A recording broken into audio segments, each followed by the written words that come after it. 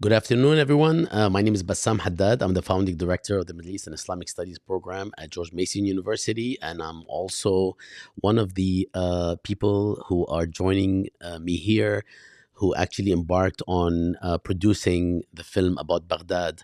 I am extremely excited about this moment where we are actually releasing the film in open source format on YouTube here on Jadaliya YouTube station, which is at youtube.com/jadaliya. We will also include the URL for the specific URL for the film, so you can access it anytime. First, let me just welcome my awesome colleagues, Sinand, Antoon, Adam Shapiro, Maya Mikdashi, and Suzy Salamy. How are you? Good, happy to be here. Great, thanks, Sam. Hala Maya, hala Sinan. Okay. Thank you all for this.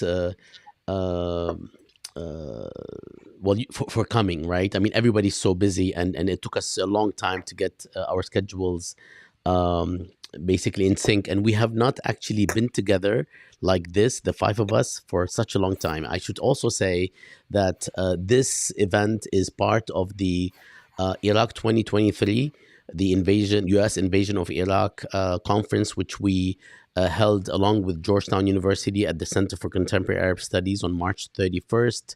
This is part of that larger project, which will also produce a resource portal, as well as the panels that we conducted at Georgetown. And it will all be on the new website, which will be released before the end of April under the title the U.S. or the U.S. the invasion of Iraq. Sorry, let me say this again. The invasion of Iraq.com, and it will all be on there. Links to this film will also be on there, and we will also be having another session in which we reveal the soundtrack that was made for this film, along with the featurette or a glorified trailer which we did that goes with the film, which will not be aired today. Let me start by saying a few words about the film, and then we will go back to a discussion among us about how we experienced the film, its impact, and how it resonated in all of the spaces and places in which we featured it. We will also be following up this conversation with the actual screening of the film, also on the same channel, jadaliya.com/YouTube. Let me just say that the film was the first film made about Iraq, and of course, I'm talking about Baghdad. It was the first film made about Iraq after the fall of the Ba'ath regime in July 2003. It won the Best Documentary Prize at the Big Apple Film Festival in New York in 2004. It is perhaps the first effort to privilege the voices of the Iraqi people after the invasion from all walks of life, as well as social, economic, and ethnic backgrounds. While many have talked about and for the Iraqi people, few media outlets have sought to probe beyond the simplistic binary of pro US, pro Saddam perspective so often found in Western and Arab media portrayals of Iraq. About Baghdad presents Iraqis who describe the pain, um, complexity, and suffering of living under decades of tyranny, oppression, wars, sanctions, and now occupation. Silenced for so long by a regime that sought to replace the people with the image of just one man, and re-silenced by the bombs and occupation forces, the Iraqi people long to speak out and to claim their future. About Baghdad is a small step towards that goal in presenting audiences with their first opportunity to hear unadulterated Iraqi voices that should be privileged regardless of one's perspective on the war and the justifications given for it. Um, Before we perhaps show some clips from the film and feature perhaps some of the music that appeared in the film, let me ask my colleagues and partners in crime about their own experience in terms of getting into Iraq. The film, I should say, followed Sinan back to his places and spaces that he occupied in Iraq before 1991, before he moved to the United States. And we addressed people, as I shared, from all walks of life. And Sinan was essentially the focal point of the film. So let me start with Sinan and then have everyone chime in as to their experience in Iraq. Sinan, the floor is yours. Ahlan wa sahlan. أهلا بيك. شكرا. Thank you so much, Bassam, for curating this reunion and this release and taking care of all the logistics and being the dynamo that you always are. I'm very, despite the sad anniversary of the 20th invasion and occupation of Iraq, but I'm happy to be back with the posse, with the group that went into Baghdad in what I like to call a guerrilla film in a way, because we made an intervention at a very unique moment with very limited resources. And for me, it was bittersweet to go back to the city and the country that I left in 1991 to escape dictatorship, but to go back to my hometown under a military occupation. But in a way, you said most of what I wanted to say, Bassam, that we, until the invasion, we people had heard from some diaspora Iraqis, but the world never really got a glimpse or an idea about what Iraqis inside Iraq, who were going to pay the heaviest price of this imperial adventure, what they thought. And oftentimes they were represented as stereotypes or reduced to one-dimensional human beings. And one of the efforts one of the objectives of the film and one of the effects of the film is to give a panoramic view of the city and of its inhabitants, but also show Iraqis as multidimensional, complex human beings like everyone else. And we were lucky in that the timing of our visit to Baghdad, of course, we didn't have. Had we had more resources, we would have liked to have filmed outside of Baghdad and to go through the whole country, but we had very limited resources. But I think still the portrait and the title is important in that about Baghdad and going about Baghdad. Yes, visiting some of the spots and places that were meaningful for me, but also visiting sites and places that reveal the complex history of the United States involvement in supporting dictatorship and trying to show also the history and the richness of the city and the complexity and of the people who inhabit that city. So I'll stop here. Anyone would wish to go next? We didn't plan this on purpose, so whoever feels the urge. Don't let me decide. Not without my daughter.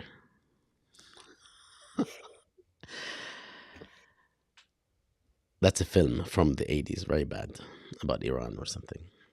Maya, go ahead. لا, this is somebody else. Please go first. Suzy? That's a book, then a film. Anyway. No, Sure. go ahead. You already began. Go ahead, Maya. The book now.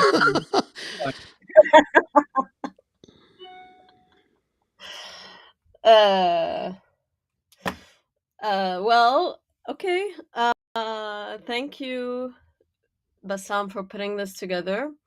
I'm really excited to be with my colleagues again to talk about making this film and the conditions under which it was made, and also what the film is and is not an archive of 20 years later. So just at the outset, I want to echo with Sinan that this is a very complex and contradictory moment, I think, for all of us, because we're celebrating a memory that brings us together, and in being together, we have joy. But this memory is built on catastrophe and on a war crime, and on a war crime that is every day sort of disappearing from public memory, public consciousness, and sort of the archive of the contemporary United States. So I just want to echo that. And to say, I wish I could have been with you all at Georgetown, which in many ways was also the setting for the genesis of this film, and that brought many of us together, at least. Uh, I think for many of us, for myself included, what really brought sort of the fire under us for this decision to go to Baghdad in 2003 in July was the sort of really dismal um, and insulting mainstream news coverage of both Afghanistan and Iraq. I say insulting because it felt like really very much a sort of violent, intentional insult in really making the issue of Iraq and the issue of the region, the question of the region and US involvement in the region, just blatantly lying and rewriting the long engagement of the United States in the region. And I think we all got very, very angry. I know I did. And part of that also, on a sort of lesser note, was also the coverage in the region itself was also extremely frustrating and did not at all highlight the voice of Iraqis. In fact, it kind of played into this binaristic framework of the war in which there seemed to be no people in Iraq. There seemed to be no people. There were just positions, these binaristic positions, and people were speaking very much on behalf of very sort of these figures that had been constructed as very one dimensional and as really kind of leached of any complexity and of any texture of everyday life. And I think this is where you really see kind of the danger of media representation as well. So, personally, I had never been to Iraq. At the time when we went, I had always wanted to go. I had grown up in Beirut, and Iraq plays a huge sort of role in the region, and in the so I'd always grown up hearing about Iraq, hearing about Baghdad specifically, and also just to be clear, also there was the Iraqi regime's involvement in Lebanon during that time. So also in Beirut, I remember as a child seeing posters of Saddam Hussein in the city, just because of that particular involvement. So I'd always wanted to go to Iraq, and I think being there changed me a lot. When we got there, I had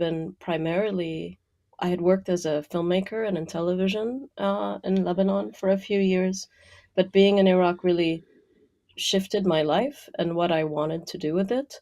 And I really think I became an academic because of part of my anger and my experiences in Iraq. So,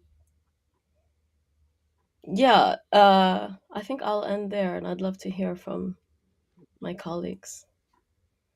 Thanks, Maya. Suzy or Adam, please take the floor.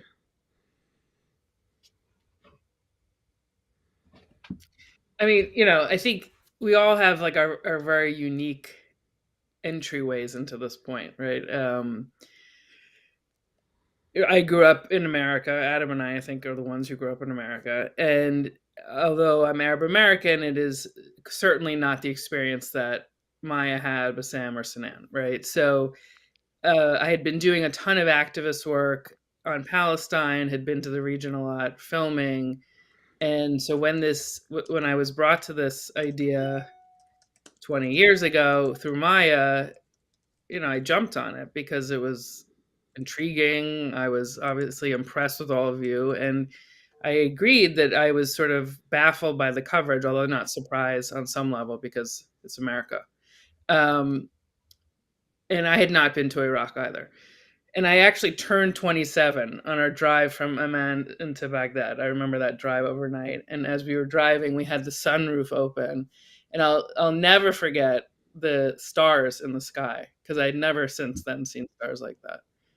And there are two stories to this. It's the story of what we filmed and what we made as a film, and the story of all of us behind the scenes and how we decided to do this, what brought us together, and how it's affected our lives. And like much in the way Maya said, it changed her life. I think it probably changed all of ours to some degree.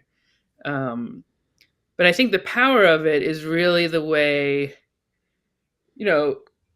we were able to use our privileges, because we all have varying privileges here, to bring those voices to life, and to have Sinand be the center point that humanized, Iraqi people in a way that Americans, and they weren't the only audience, but as we've discussed, that we were trying to push the needle there, in a way that could make people want to listen, want to understand, and have compassion and empathy.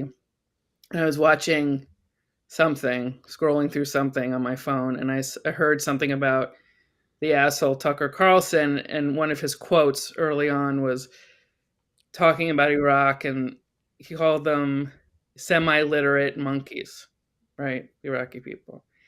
And I mean, that was one of 1,000 horrible things he said over his career. But I think that is on some level what we were up against, right? I mean, we may not have gotten those right wingers to our audience, but we certainly had people who weren't educated. And I think one of the things that I've always found when I filmed in the Middle East is how educated people are on the street, right? It's not just when we went to the university, it's not just when we talked to sort of the elite intellectuals, it was everyone was highly articulate, very expressive, obviously wanting to talk about it. And that is not the way of America, right? So I think one thing I was always very proud of was the way that we were able to showcase that and help people understand who the fuck we were killing, right? And who we were harming, and the lasting impacts of that. And so, we'll see going down the line what influence, when we reconvene in 20 years from now, what kind of influence this has had ongoing, in terms of also the influences of all of us bringing the message back, and all of you being professors, and the work that all these are long lasting consequences that I think still have influence to this day. So I'm very proud of that. Yeah, Thanks, Suzy. I came to this project after having been kicked out of Palestine, where I had been an activist. And when Sinand and Bassam talked to me about going to Iraq, now under occupation, I jumped at the chance to encounter yet another occupation in the Middle East. So no, but I've always felt extremely honored and privileged that I was able to participate in this project, and with people that your audience is now hearing from on screen, my colleagues who made this film, and for all the reasons that have already been said, why this was such a significant project to undertake at the moment that we undertook it. And just to remind folks that listening in, that the coverage that not only just the mainstream media's bias and way that it approached covering the Middle East generally, the way that it covered American wars generally, this was also the biggest sort of effort by the Pentagon to ensure that the media coverage of the war was done a certain way, by bringing journalists to pre-invasion training and boot camps, basically, to cover, to work with troops prior to entering Iraq and figure out how they were going to position themselves and cover the troops going in, and all of that. And it was unprecedented in terms of that kind of, manipulation, in a sense, but a willful manipulation that the mainstream media, participated in, basically the way they would justify it as a way to have access.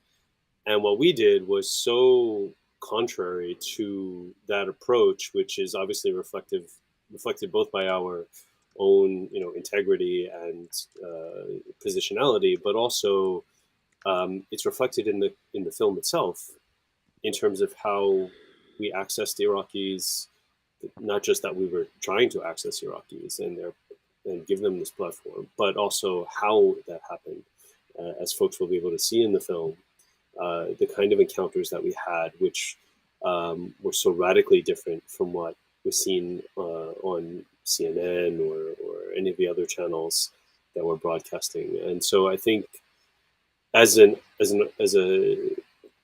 piece, as a film, what we did and what we presented, and again, in a day before YouTube and Twitter and Facebook and social media and all of these and cameras, that you can film with at high quality in people's hands everywhere that you walk.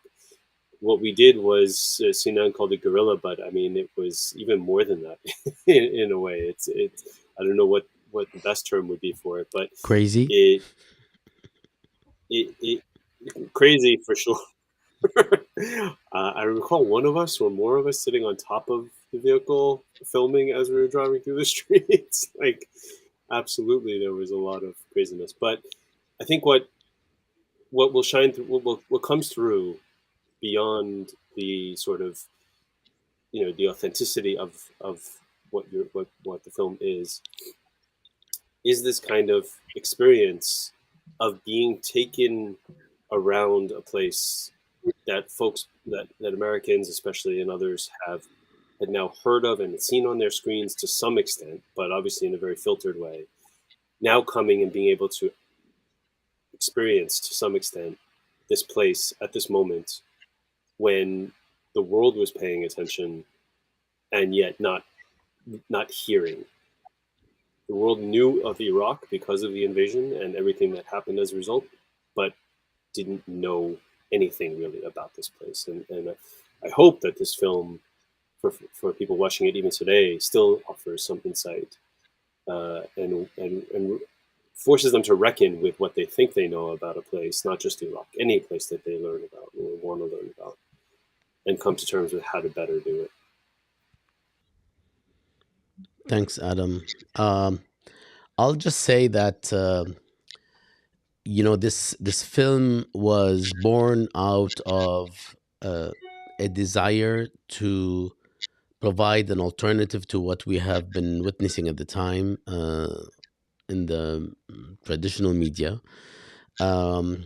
I quickly will say that I had met Sinan in 1992-93 at Georgetown University, and we, together with a number of other people, embarked on developing the Arab Studies Journal. And we were at the time graduate students who were interested in academic knowledge production, but recognized quickly that we journal articles don't get read very widely, and so we developed an interest in doing something that involves an audiovisual dimension. And there was no plan, but of course, unfortunately, the first event that appeared was basically the invasion of Iraq, and we decided to go and basically chronicle what is going on at the time. Of course, Sinan is from Iraq and knows the lay of the land extremely well. At the time, I was myself teaching a course at Georgetown, a graduate course on the politics of Iraq, and was very interested in the country since I was a kid. I would listen to Iraqi music. My parents would play Iraqi music at home as well as everything else, of course. But Iraq was very much a part of my upbringing in so many ways, including, of course, their football team. And we decided to go, and we actually asked these amazing people who are also nuts if they would like to come with us to Iraq when everybody was fleeing Iraq, and they all said yes.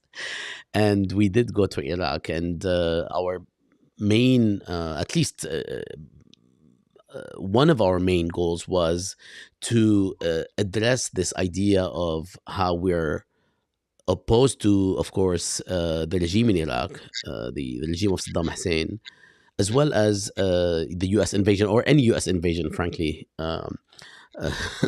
to be blunt, right? And we were trying to help navigate how can we tell a story that doesn't absolve any party, but at the same time humanizes Iraqis and addresses the situation from an inside out perspective, from a perspective of what's going on in Iraq, not from a perspective of was it right to invade Iraq? What should the U.S. do? Was the problem that they didn't have a plan to deal with the situation after the war? These are irrelevant to us. They should be irrelevant to anybody interested in the region. Maybe just relevant to the foreign policy officials in the United States who are looking to preserve whatever interest they think they want to preserve. But from a perspective that is not a foreign policy perspective of the United States, it was not important. This discussion that was happening between Democrats and Republicans at the time was literally ridiculous to most ears around the world. And what we wanted to do is bypass it and go look at what's happening in Iraq, what Iraqis think about the invasion, about Saddam Hussein, about their decades of war, sanctions, and a couple of invasions by then. So that's the story we went to tell, and we were very fortunate that we were able to tell it. None of us was harmed, and we were able to screen the film in more than 250 locations around the world. It won an award, which I brought with me because I usually forget to bring it out. It's right here. So, I have a camera that is up close camera, and I'll do it. I'll use it right now. There we go, right here. So this is the award, the best film, best documentary award, which we're very proud of. And I'll go back. Oh no, how am I gonna go back now? Jesus Christ. Now I'm stuck. Are we all here now? Okay, we're all back. Excellent. So basically, this is what we did. And we have a few reviews actually to share with you. But before any reviews and before any sort of complications that might arise, I would like to show a clip from the film.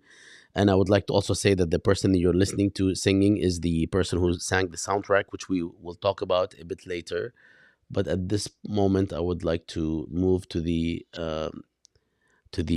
clip from the film, and it's self-explanatory, so I will not introduce it for too long. It's basically a street debate, which we encountered almost at every turn. صار لنا 6 اشهر قاعدين 6 اشهر لا شغل ولا عمل. هاي بس شوارع نروح ونرجع. فينهم خلي يعزلوا الاسرائيلي شهر. نريد من الشعب احنا نريد من الشعب منا من الشارع. احنا نريد من عندنا وبينا بس اسمح لي. احنا نريد من عندنا وبينا. عانى ويانا، قاع ويانا، عطش ويانا، ركض ويانا، اجا ويانا، عاش ويانا ببيت، اكل ويانا بماعون واحد. هذا اللي نعرفه احنا. مو 40 سنه عايش بالخارج يجي اذا ورد حكم علاني عشان حاكم عليكم وزير باكر. اقول لك لا اقترح الامريكان حررونا. احنا نشكرهم حررونا، نشكرهم. بس هسه حاليا صدام ماكو، انتهى صدام. احنا هسه نحكي نفسنا. احنا هذا نريده فقط لا غير. مقابر جماعية من سنة 68 لحد الآن 40 سنة.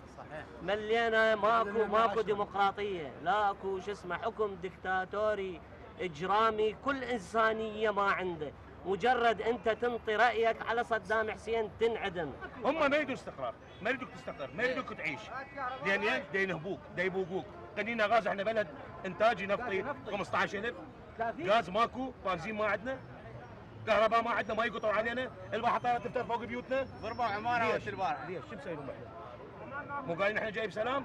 مو جاي نخلصكم من الحزب اللي تجوا هذا؟ مو مطارديكم؟ سووا لنا. مو بس هاي، حتى العرب، هاي الدول العربيه ما تاكلها، قاعد تتفرج علينا، ايش حصلنا من عندهم؟ آلاف العراقيين او بالمئات الالوف مدفونين احياء هم. ما حد حكى من الصحافه العربيه، من الاقلام العربيه ما قالوا صدام حسين دفن مئات الالوف من العراقيين عربا واكرادا اندفنوا في مقابر جماعيه، ما حد حكى به. بالنسبه للدول العربيه اذا اسمح لي، اول شيء الدول العربيه ناس جشعين وطماعين وقاعدين بس مجرد على الكراسي، ما عندهم لا عروبه ولا عندهم غيره على العربيه ولا عندهم وطنيه، هاي ترى كلها شعارات وكلاوات مجرد يضحكون على المواطن العربي. المواطن العربي والشارع العام هو اللي يحكي ويعبر عن الاخوه والعلاقه ما بين العرب، ولكن القاده العرب كلهم غير صالحين وليس قائدين الى هاي العروبه. نحسب نفسنا لما نشوف واحد يطالب برحيل الامريكان، ليش رحيل الامريكان؟ هو من حرر العراق غير الامريكان؟ حررنا من صدام حسين. الدول العربيه اللي كانوا ياخذون فلوسنا يقولون الامريكان جاي ياخذ فلوس العراقيين، لا هذا كذب. حتى اذا اخذوا 50% نعم الله 50% بتاعنا، صدام حسين كان ياخذ 95% الى 5 ينطر شعب العراق. الجنوب هسه لا نفط لا غاز لا بنزين. جنوب واحنا اضطهدنا بذاك الوقت وهسه اضطهدنا بزايد. اضطهدين امريكا وصدام. اهل العوز لو سمحت لي، العوز خلى العراقي منو سببه؟ سببه صدام حسين. خلاص احكي. اما الولايات المتحده خليني احكي ما قاطعتك انا، واشغلتنا قوات التحالف بما هو اسوء، خلتنا ننزع الضمير. احنا الان ماكو داعي ننتظر الماده القانونيه تحمي الشارع، المفروض ضمائرنا تحمي الشارع. بالوقت اللي كانت الدبابه واقفه وتسمح للمواطن العراقي يسرق، ما قالت له اوقف. ليش؟ لسواد عيوننا اجت التحالف؟ لا طبعا لا. انا البارحه سلفت سكينه بيدي عربيه وهاي راسي ضربه هناك فيها وكسره وفتشي وحتى الغالي 110,000 بالشارع العام. بالشارع العام نريد الامان بس، الامان بس انطونا اياه، ما نريد لا امريكا ولا غير امريكا، نريد الامان بالشارع العام. انا عندي مشكله الان اعاني منها اسمها بطاله. شغل الشعب العراقي ماكو سرقات. البطاله تخرب. ليش توضح هذا؟ اخي التحالف لا التحالف اجى بالدبابات ب 24 ساعه، التحالف ما يقدر يجيب وياه بواخر بها مولدات كهربائيه. لو سمحت لي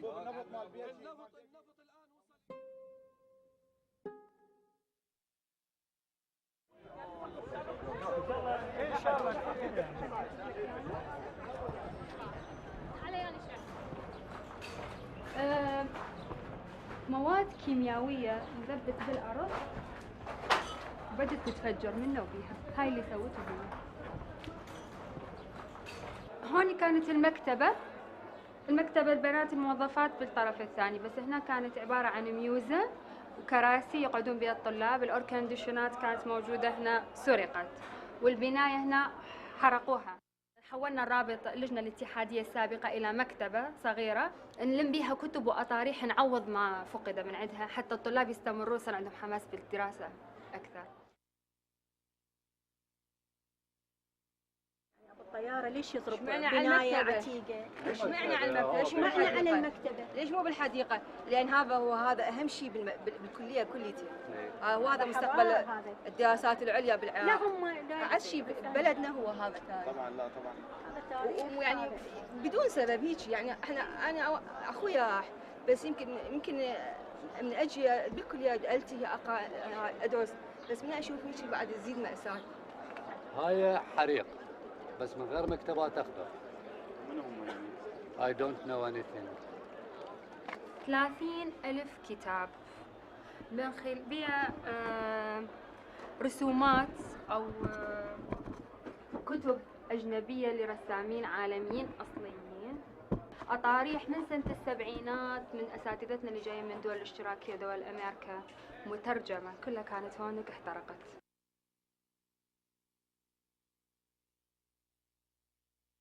صدام حسين كان ظالم جائر قاسي، يعدم يسجن، عنده من الاستبداد شغلات هوايه، يدز شرطه تستفز العالم، قوات الامن هوايه، بس كنا عايشين نطلع نشتغل. يعني كنت اشتغل عن نفسي احكي لك سايق، كنت اشتغل ل3 بالليل لل4 بالليل، ليل ونهار نشتغل.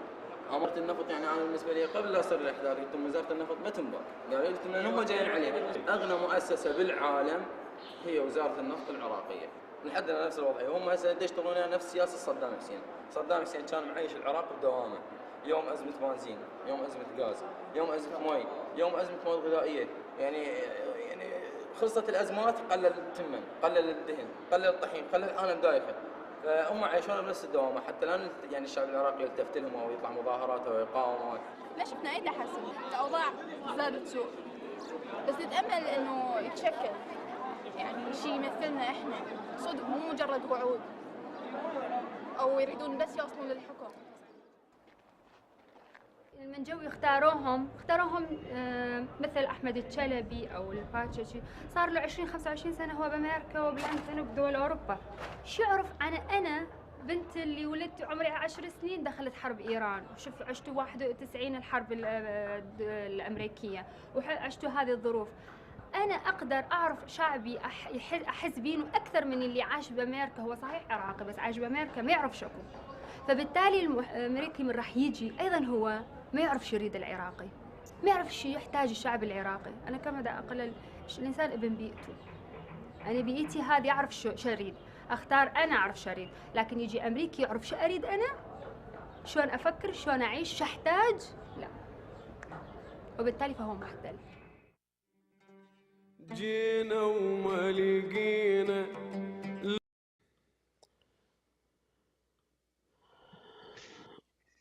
All right. This is a clip from the film. We will be actually screening the entire film after this conversation, also on the same URL, Jadaliya, youtube.com/Jadaliya. So let me show a couple of pictures and share also maybe a couple of notes on the film, which were actually quite nice. A review of the film by Ala Shohat, which I think brought the message home. I would like to read it.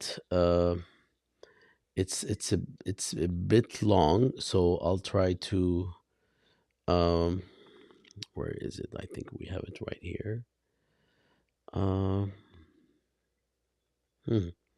Actually, let me ask either Suzy or Adam to read the New York Times or the Christian Science Monitor review, and then I'll show the Al Shahat review. Whoever would like to volunteer. Maybe we'll try somebody with no accent. The New York Times. We were going to have a screening of the film in a movie theater in New York City. It was our theatrical debut for the film on the Lower West Side of New York City, and so the New York Times reviewed it and said, the film's most persistent theme is the Iraqi will to self-determination. Words spray painted in Arabic on a building read, "Iraq will be ruled by Iraqis." A student expresses hope that the future textbooks will read, "Baghdad did not fall, Baghdad was occupied." Again and again, those interviewed bear witness to the humiliation of living under another's rule, be it Saddam Hussein's or that of a foreign occupier.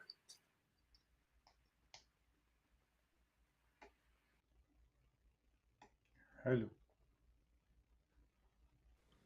Thanks, Adam. Actually, let's go to the pictures. Sinan, since you are sort of our sheikh in this endeavor, we will ask you to comment, and of course, anybody else can comment, because these are, this is a small select number of pictures, so it's not going to exhaust anything, but I would like to show them and ask for some commentary on them. Here we go. And let me do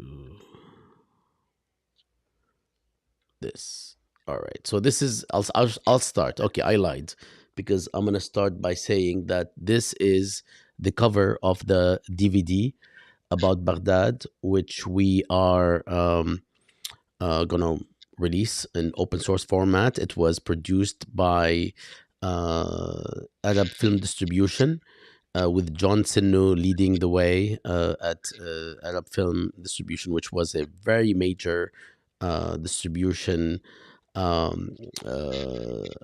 basically outfit that produced and or distributed films about and on the Arab world.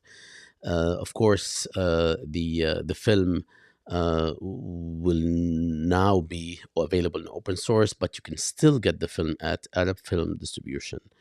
Let me go to the next one and ask Sinan to address this, which we just saw in the film.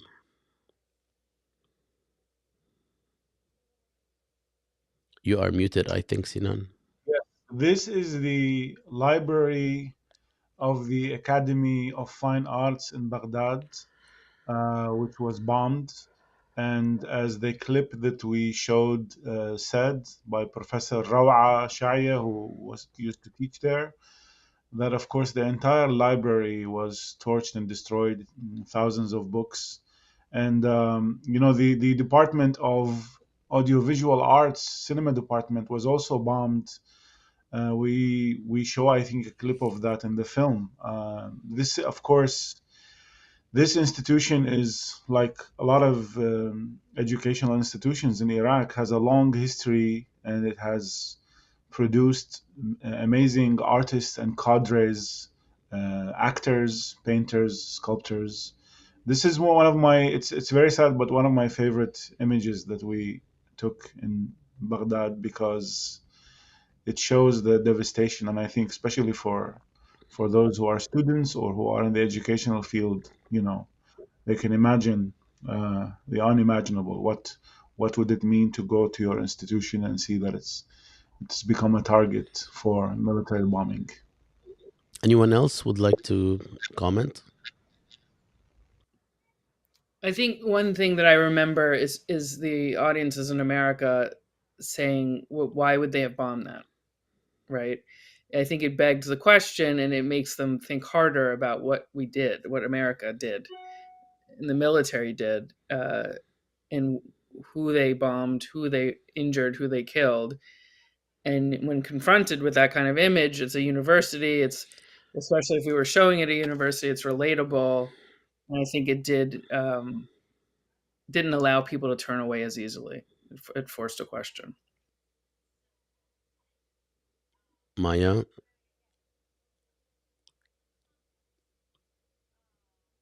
You're muted.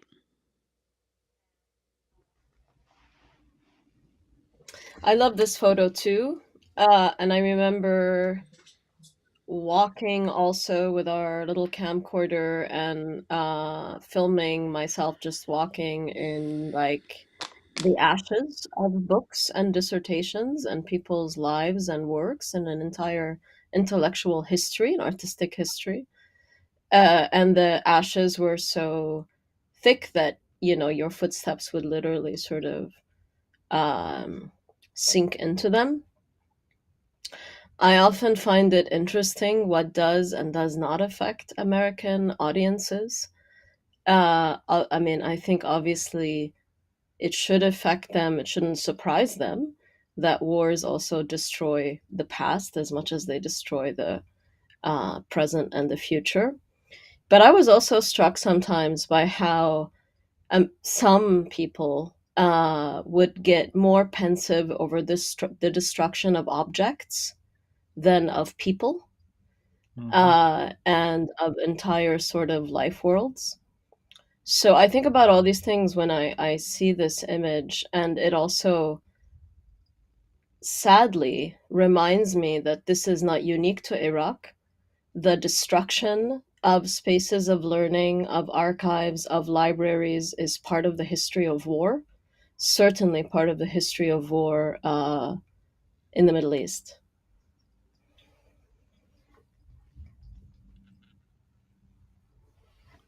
I'll say something, and then Adam, feel free to. I'll say that this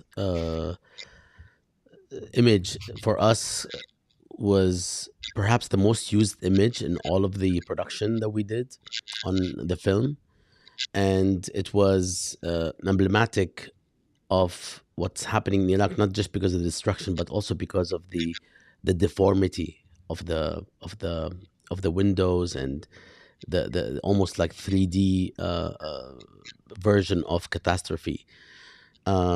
So for me, because I was with everyone doing a lot of these shows, but I think I I actually traveled the most, which was very taxing on my on my own family. But I always use this picture, and that's why I wanted to make this remark. Um, I couldn't find any other picture that captures what we were looking for. And the one thing that I want to add is that whenever we would go to different places, we get ready to leave because there's like a war, and we always find ourselves looking for Maya, and then we find her in some area in the space we're in, taking these shots, which at the time we didn't understand why the hell was she like getting so close to the corner in the given space and really up close. And then of course we ended up using a lot of her shots. Okay, I'll stop here. Adam. No, you guys definitely captured it all.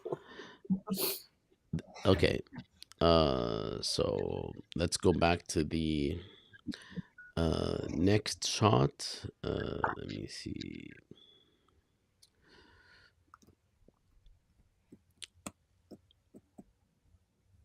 Adam, you have to start because we talked a lot. Yeah, this is a classroom that we came across, and it was eerie, right? To just encounter this room looking like this, perfectly set up for a class that wasn't happening, but also this was a way to sort of begin to understand some of the devastating effects of sanctions. That this was what a higher education classroom looked like in 2003, and without anything that you would expect to see at a place of higher learning. And this, of course, in a country that had been known for in the region and even in the world for its the quality of its higher education, the quality of its education system in general. And so it was definitely shocking to come across this, but also quite eerie to just see this empty space in the middle of the day when students should be there, but of course weren't. And this is basically emblematic of the generations that sort of were not able to get a proper educations, or the generation, or primarily one generation. But that also had an impact on all of us. I'll skip unless somebody wants to say something. Going once. Okay.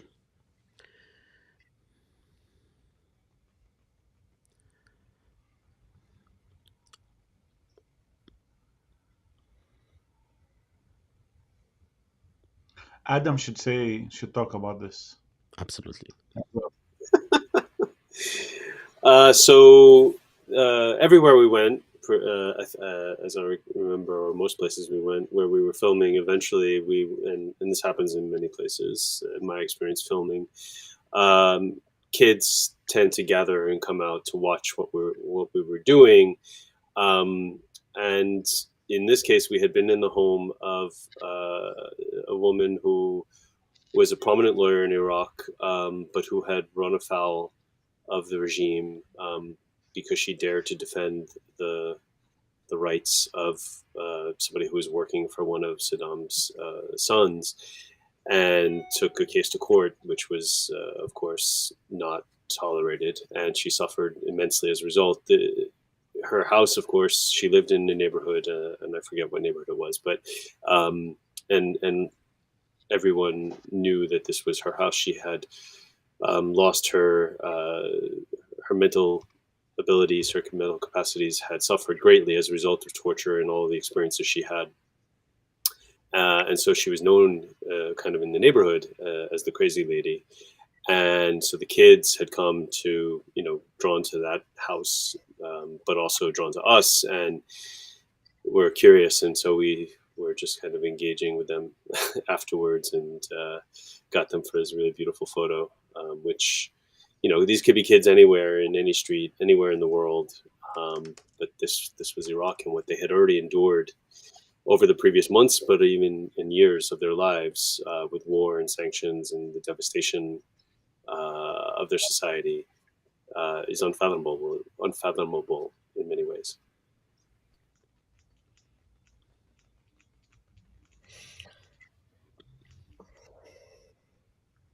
Anybody else? Yeah, I wanted to just add that we did see, children everywhere, and I think it's a universal truth that anywhere around the world, if you bring out a camera, children are fascinated, and they want to know what's happening, and they want their picture to be taken, and they want to be recorded. When I see this and the happiness in this photo and listening to Adam, and how he interacted with children also was a beautiful thing to see. I also remember another moment which was not so great, which was when we were on the highway trying to get to, I believe, Abu Ghraib. Somebody correct me. And there had been there was a body bag on the highway with U.S. and a convoy of U.S. troops. And on the other side of the highway, because we got out and were filming, there were children gathered who wanted to be recorded and who wanted their pictures taken. And there was a translation problem between these American soldiers who thought these children were mocking the person who had been killed and who was dead on the highway. And these children who were like unfathomable to them, right, as just children doing what children do, and as children living through a war. And I remember that moment being really kind of a stark example of all of the just contingent and unexpected and sort of multiple kind of things that can happen in any one interaction, some of them being very catastrophic and terrible, and all of these moments that did happen during the occupation and afterward, I mean, during the invasion and occupation, where a moment of simple misunderstanding can lead, and not, I mean, I say misunderstanding, but it's a misunderstanding backed by the capacity to kill you. And this happened over and over again, and people were massacred based on these interactions. So when I see these children happy, I also think of all the other children who were put in situations that are, the situation of war, and this war came to them and it irrevocably changed their life. And now they're 30, 40, maybe not 40, 30s, late 20s. And they've lived through other wars also. All right, I'll go to the next one.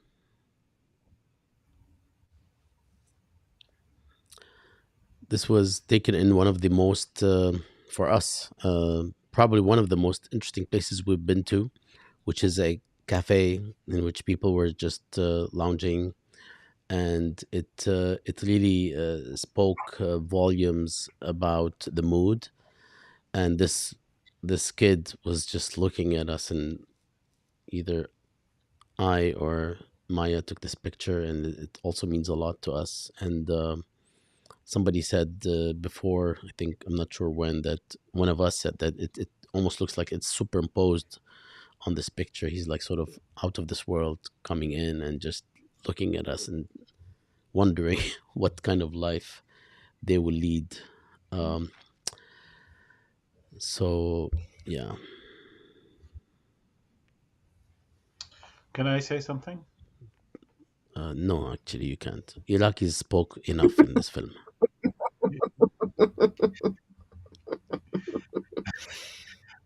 I should just remind ourselves and everyone that this was before satellite channels, the explosion of satellite channels in Iraq, and the explosion of social media everywhere in the world. And this was only a few months after the collapse of the Iraqi regime. And we were fortunate in that people were very thirsty to tell their stories. And they had not yet been jaded, because also all the suicide bombings had not started. Terrorism had not entered the country, courtesy of the United States destroying Iraqi sovereignty. But people were just very thirsty to tell their stories to the world.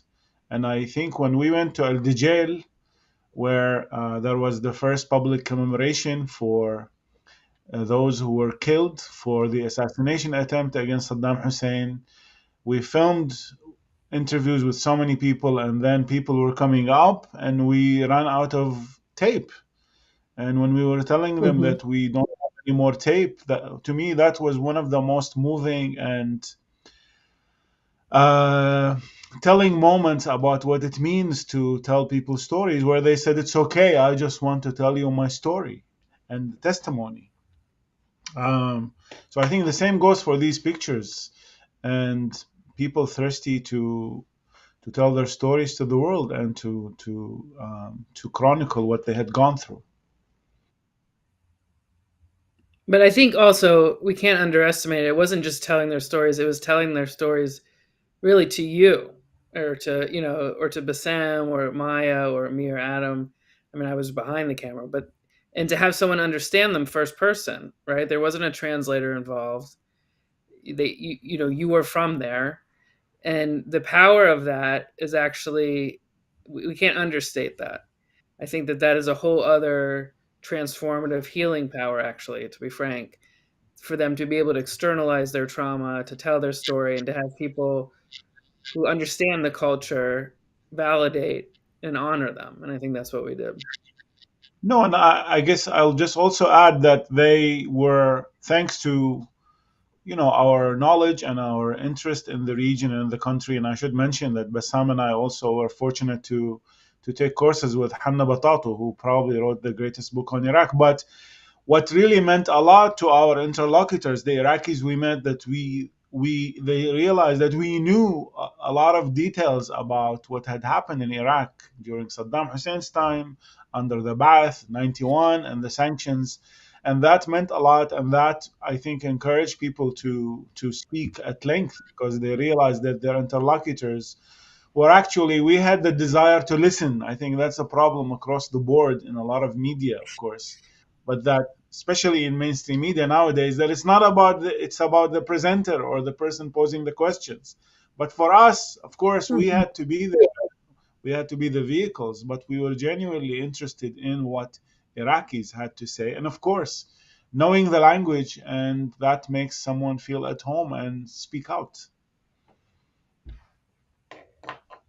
Yeah, I remember going to the, I don't remember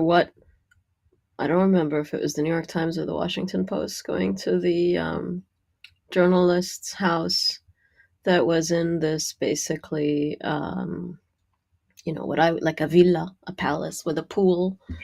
And I remember being, and it was so shocking and maybe I was naive, but it was so shocking to see how journalists were actually moving around the city.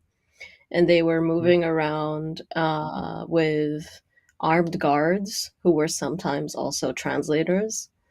And I remember walking to the kitchen of that villa and just seeing like a whole rack of Kevlar vests, and there was all this sort of securitization of what was happening, and we were just literally walking around the city. That's sort of how we were doing it, and it was just such a I'll always remember being in that villa, and like it was a moment of realizing the conditions of producing media also. But I think we should explain to the viewers that, of course, we were filming every day from 6 o'clock in the morning until night. But one day, when we were very tired, I had met a journalist in Cairo who was in Baghdad. And these, I think, 3 or 4 journalists who were working with the major newspapers were all living in one house. And she invited us to go there. And we thought this would be a good break for us after filming for 10 days, just to go. And yes, that was also a very instructive moment. And because that journalist was in Baghdad for 2 months and they didn't know whether they were in Karkh or Rasafa. That's how they're clueless. And as you said, Maya, because they have all of these fixers. And I remember that at the time we had talked to Iraqis who were very concerned, as we see in the clips, about electricity, about water, about services, about security. And I asked that journalist, so what are you writing about? And she said, I'm writing about the Constitution. And of course, the Constitution became important later, but during those days in July, not a single Iraqi we met was concerned about the Constitution, which perhaps should not surprise us. But of course, they were living with 24-hour electricity, with a swimming pool, and so they knew very little about what were the concerns of Iraqis. Maya, you outed yourself when you said villa انك لبنانية twice. All right. Thank you guys. Before we go to the next picture, I would like to read Ella Shohat's review, which is very interesting. Unless somebody else wants to read it. Ella Shohat, professor at New York University, wrote that About Baghdad is a stunning achievement, at once soulful and analytical, a veritable ode to Iraq. One of the filmmakers' return to Baghdad is far from being merely a geographical tour of post Saddam Iraq. Rather, it is a voyage into the carnage inflicted on the psyche of a people abused by decades of massacre, rape, and torture, compounded by wars, sanctions, and occupation.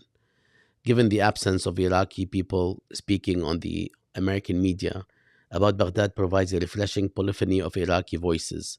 Profoundly democratic in the true sense of the word, the film relays a non-monolithic representation of Iraqi people in terms of class, ethnic, religious, and gender backgrounds, I guess, should be an SIC here, while also providing a full range of political perspectives, including communist, feminist, and Islamist.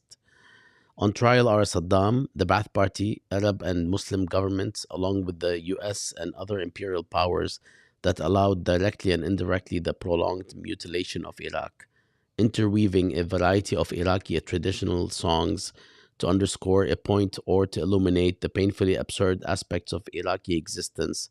This chronicle of 2003 summer visit to Baghdad turns the film into an unforgettable instance of contemporary cinema verite. Again, this is by Ella Shohat. I'll play some music in the background and maybe ask Sinand to say something about the singer.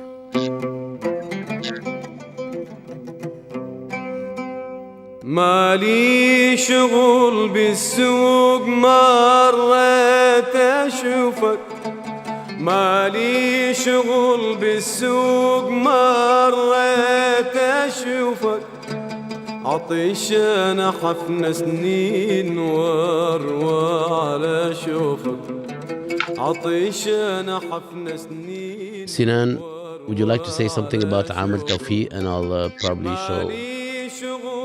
I'll turn it down a little bit. Yes, we had heard that.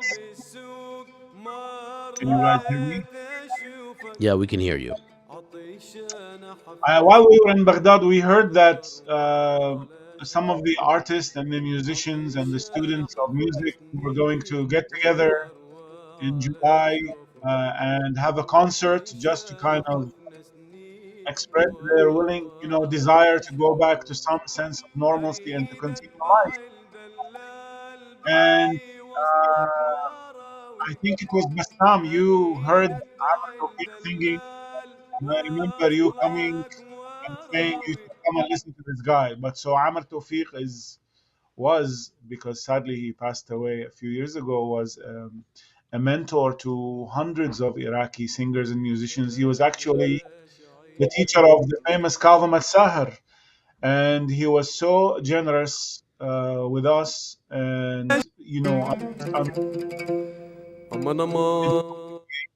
what we were trying to do. Sorry. So he agreed to go with us to a studio in Azamiya nearby, and he knew what the film was about and recorded Some of the songs I think Bassam and I suggested, but he knew also what the themes of the film were going to be and recorded songs from the Iraqi repertoire. He has an amazing voice, and he's also a very accomplished oud player.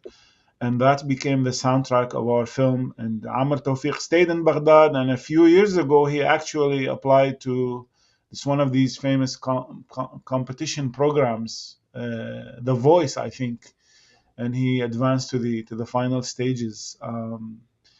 And I think that the re-releasing the film and making it available is also an opportunity for Iraqis to know about Amr Tawfiq. And I think actually one of his students is already constructing an archive online for all of his work, and he was asking me about the film. So this is also to salute Amr Tawfiq, who is in a way, his voice participated in making the film what it is, because almost whenever we showed the film, people, Iraqis and non-Iraqis, were really moved by the music and the singing.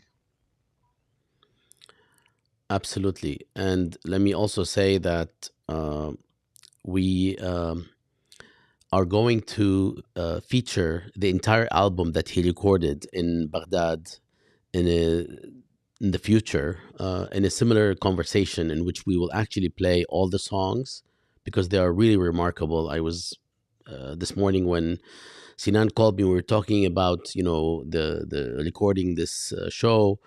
I was in a very emotional mood because when you listen to this man, it's a soulful trip, and we will make this available so that anybody can download and listen to the entire. We own the copyrights, and we're not trying to sell anything. We hardly ever sell anything at the ASI except for the books that we actually print because they're printed and that costs money.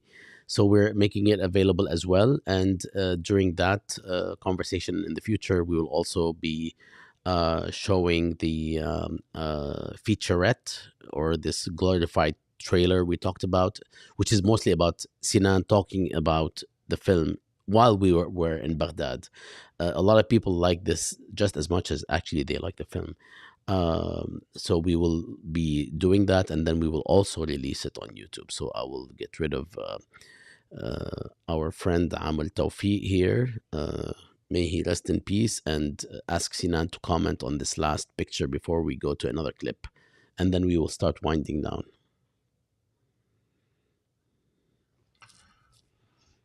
This is the statue of Abu Nawas, one of the most famous poets in the Arab canon, and there is a very famous street alongside the river in Baghdad that's called Abu Nawas Street. I think the statue was made also by one of the major Iraqi artists of the 20th century, Muhammad Ghani Hikmat, in 1971. And we went there to film because it's an iconic spot and in a way references Iraq's deep history and its centrality in Arabo-Islamic history and culture. And as you can see, the platform. And this other picture is of Shahrayar, the character from the 1001 Nights, otherwise known as the Arabian Nights, listening to Shahrazad, telling him her stories. And as you can see, sadly, the platform of both statues, the base, is damaged from the bombing.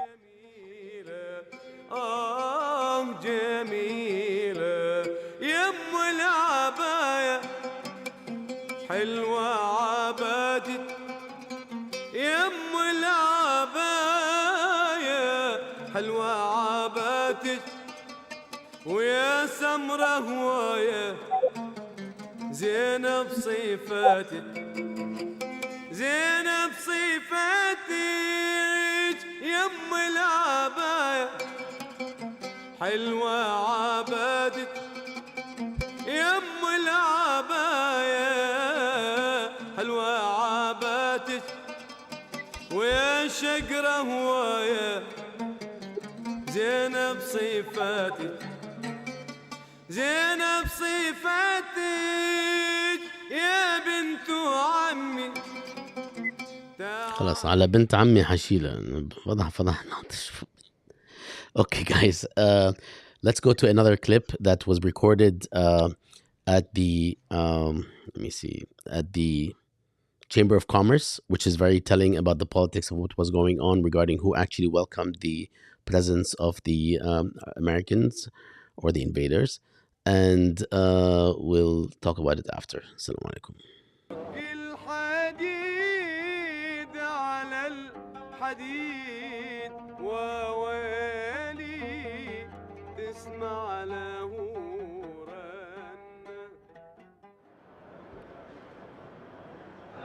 الحصار الاستيراد كان محدود ضيق.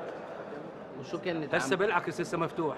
هسه التاجر العراقي حسب ما يشوف المتطلبات الحاجه الشعب العراقي اللي يريدها يروح يستوردها راسا بدون اجازه. من كل العالم يستورد. الشعب معه فلوس يدفع موجود فلوس الحمد لله رحمه الله. لواردات من الخارج موجود دولار موجود بكثره كميات ياخذون رواتب بالدولار. هلا مين عم ياخذ رواتب؟ كل الموظفين بالدوله قاعد تقبض بالدولار. كل الموظفين. البطاله موجوده البطاله بس مو ذيك الكميات الكبيره. كيف نسمع 70% بطاله بالعراق. 70%؟ اي وين اكو 70%؟ لا مو 70 نسمع ماكو 40% يعني نص الشعب. اي بس حبيبي اي عائله بيها بطاله بنسبه معينه بس اكو مقابلها نفس العائله يشتغلون. هي بعد الضربه بعد ما دخلوا الامريكان كل قاعد تشتغل لان قاعد تتوفر المواد الاوليه راسا. يعني انتم كقطاع خاص فرحانين طبعا. انا شخصيا انا بالنسبه لي كرئيس غرفه يعني هواي مرتاح من جو الامريكان. بس انت برايك القطاع الخاص حيقدر يوظف عماله مثل ما كان يوظف القطاع العام؟ اكثر يعني هسه كل دول العالم تصدر بضائع الى امريكا بكوتا، الدوله الوحيده بدون كوتا هو العراق هسه. فانا هسه بكره اذا شغلت المصنع مالتي حصدر كل انتاجي الى امريكا والاسعار تقريبا اريدها. طيب كيف عم تشتغل هالمعامل اذا الكهرباء مش متوفره، اذا المي مش متوفره، اذا البنيه التحتيه اسمح لي الكهرباء صح مو متوفر بس المي موجود. المي صح يتقطع بس ممكن اخذنا متوفر المي بقى الكهرباء اجيب مولدات وتشتغل موجوده بالفتره يعني ممكن تصحح الامور. يعني الحمد لله كل شيء تمام بالعراق. هسه احنا اذا تسمح لي هسه احنا كل شيء ماكو. شلون مش دخلي مواطن دا يسال شو اسمه صحفي دا يسال وجابان دا يسال وجهه نظر الكل. اي وجهه نظر الكل نعم. ليش؟ هلا انا بخلص مع الاستاذ نحكي معك معلش. فينا نحكي معك بعد ما نخلص؟ فيك تستنى؟ بعدين نحكي معك.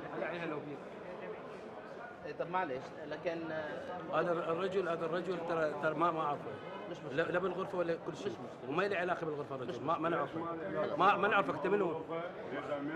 خلي بجيبك الغرفه خلي بجيبك من جاي انا؟ ايش جاي بك من الشارع؟ من الشارع. الغرفه حاليا تقبض رسوم يوميه 6 ملايين. لا شبابيك لا جام لا كهرباء لا تنظيم. كهرباء ماكو بالبلد مي ماكو بالبلد. بطاله موجوده. قديش البطاله؟ البطاله هوايه فوق ال 70%. هو قال لك 50% لا 80% بطاله. وساعه ب 12 بالوحده تعزل شارع الرشيد يعزل يروح. موجود تسليب موجود. يوميا 4-5 قتله بالشارع. يعني هذا مو حقائق هم اللي يحكوها، خلي يحكون الحقائق اللي بالبلد. كان الوضع يعني وضع صدام حسين مو خوش وضع، تمام مضطهدين احنا كعراقيين، بس اكو استقرار، اكو امن، اكو نومه راحه. بالنسبه للعمل والتجاره العمل موجود والتجاره موجوده بس مو نظاميه، يعني بس الربعه. يعني احنا All right, folks. There's two of me. Let's make it one. All right, folks. So let's go to the last bit about the pedagogic uses of this film potentially. And before we do this, let me just say that this film was produced initially by something called Encounter Productions, which is a organization that we created for that film. And of course, that it was wrapped into Quilting Point, which ended up being the main producer of the film. It's this bigger operation that's part of the Arab Studies Institute, which sort of subsumed Encounter Productions and became the official producer of this film, which also continued to produce a couple of more films, including What Is Said About ... Arabs and Terrorism, which is the main title, and then a film titled The Other Threat, with other in quotation marks, which we worked on diligently, two of these films. And then, of course, we continued under the rubric of Quilting Point to produce shorter films to comport with the attention span of viewers worldwide. In all cases, let me go back to this discussion, a quick discussion of the pedagogic tools of this film. How can this film be used in the classroom? I'll start with Sinan. So many of us have actually shown this film in the classroom. Various peer-reviewed journal articles addressed this film as one of the most authentic films and actually studied it, which is a huge, flattering moment for all of us. But let's see, Sinan, how might this film and why might this film still be relevant to show in the classroom or parts of it?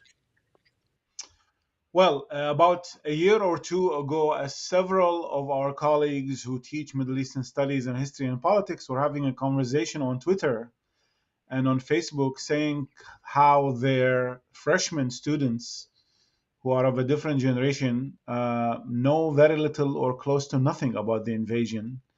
And that's a product of the kind of education that exists in the United States, but also of the media. And because we are in the United States, of amnesia.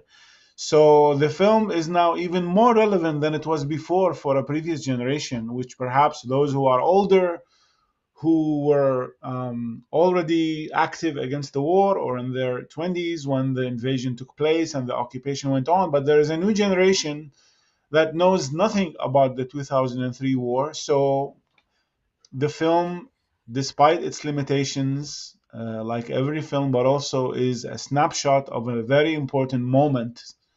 And to me, I think it just, as we've said before, it really debunks the simplicity with which Iraqis and others are often misrepresented and represented, and gives us depth and shows us also, as I think Maya and others mentioned, that we showed the polyphony of Iraqi voices. We showed and included the opinions that we did not agree with.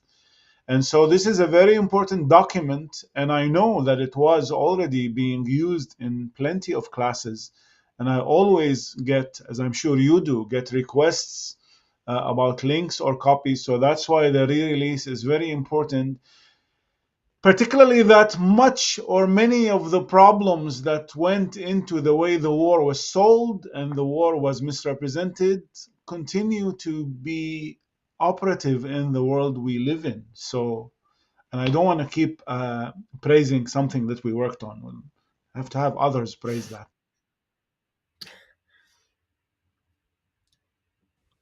Maya, do you want to do that? Do you want to praise what we did? Yeah, I teach this film, and I've actually used it pedagogically in both the United States and in Lebanon, in classrooms. Did you say and Lebanon workshops. with an N? Yeah, I did. I see. Wow. Yeah, Lebanon, Villa. So, and I think it's always a wake-up call for me to realize how little people continue to know or invest in knowing or have been taught about Iraq post 2003, and even and pre 2003 also. And I think it's important to, these are not natural sort of phenomena. This is active disappearance. This is sort of a mode of operating to actively disappear some people from the sort of consideration, let's say, as people who have an equal right to this world as everybody else. It's not just somebody and have an equal right to live in stability, security, children who deserve and have a right to grow up not in war. So I think it's, this is sort of an active disappearance of Iraq, both at the time when we made the film up until today. I think this film is a good, particularly in US classrooms, is a good example of how to really present, like sort of allow people to theorize their own lives, a reminder that actually people are the best narrators of their own lives. And that, like everybody else, people are complex, contradictory, they argue, they disagree. And I think it's somewhat sad to consider this a big deal, right? Because it seems so obvious, and yet it's not. The humanity is actively, like, that consideration of just, people having a history and a life and a social world is actively disappeared. I also think the film really helps us remember and really bring to the fore the kind of beautiful scale of Iraq, the beauty of Iraq, the scale of the city. I remember that's something that really sort of stuck with me going around the city, just being really sort of wowed by, Sinan was mentioning also just the public art, what's in the beauty of the city. Also, when I have showed it in Beirut in workshops, it's also important, I think, for a lot of Arab audiences continuing to the today, maybe even more today, to also for people to hear from Iraqis what it was like to live under Saddam Hussein, and to actually hear people narrate their own lives pre-2003. I think that also makes a big impact in how, that's what I've noticed, that it makes a big impact when I show it, because that's also not a narrative that is highlighted in Arab media either, or wasn't at least. Yeah. Thank you, Maya. I'll say a couple words and then feel free, Suzy, to chime in. I'd like to say that I just realized that I did not turn on one of the lights, which is why my set looks darker than usual, which I'm kind of enjoying right now. So I'll just say that when we made the film, even though we showed it in a million places, we never really, at least in my experience, we didn't get any serious objection or rejection, or got into any sort of scuffle or any kind of problem in any of the showings, including when we showed it to audiences that involved or included a lot of military personnel. It was actually remarkable how at most we would have, different viewpoints, maybe some disagreement, but nothing that rose to the level of a serious altercation, even discursively. However, there were voices that, again, would insist on whatever argument it is. It was an argument that proceeded from U.S. interests, not whether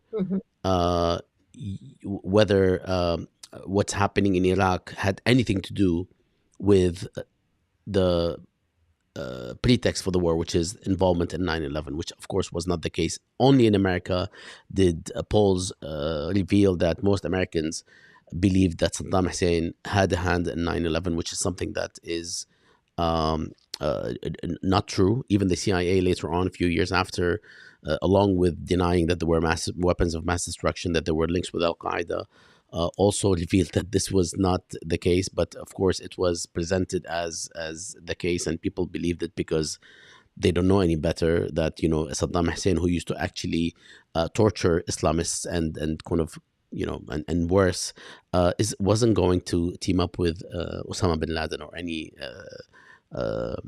group of that nature, simply because they don't get along. No, so however, and I would like to repeat this because I've said it before, I think, in some of the recent discussions. After 2008, the receptivity to critique of the quote-unquote benevolence of U.S. foreign policy increased, right?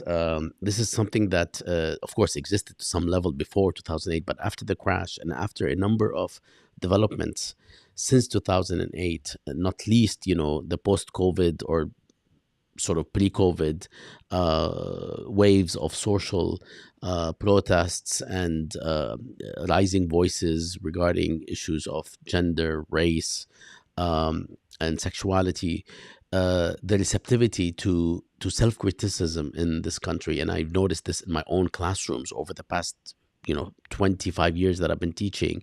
There's been a continuous expansion, at least where I am at, of receptivity to critique and self-criticism. And that, I think, is one of the reasons why this film, which basically addresses some of the worst of imperial hubris on part of the United States, which is the invasion of Iraq on fraudulent grounds, is a fantastic moment. It's a learning moment. It's a teaching moment. And this film in particular, because it was so raw. I mean, everything about it is raw. There's not very little was either choreographed or planned ahead of time, in the sense that we didn't actually editorialize. We didn't set up a scene to look a certain way, which of course now happens ad nauseum everywhere, whether in the Egyptian uprising, the Syrian uprising, the Libyan uprising, or other events that happen in the Arab world.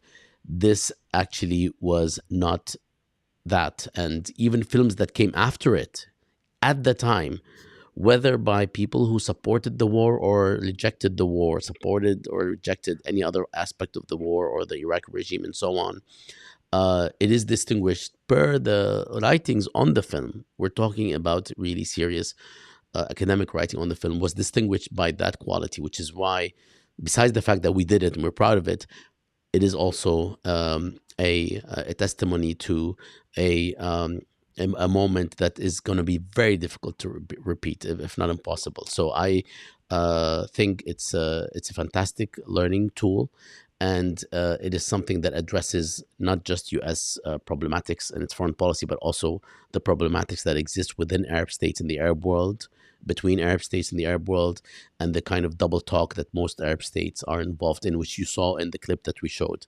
I'll stop here and see if Suzy, would you like to share anything about how your experience about how this film can be a teaching tool, whether or not it's in academic or non-academic institutions?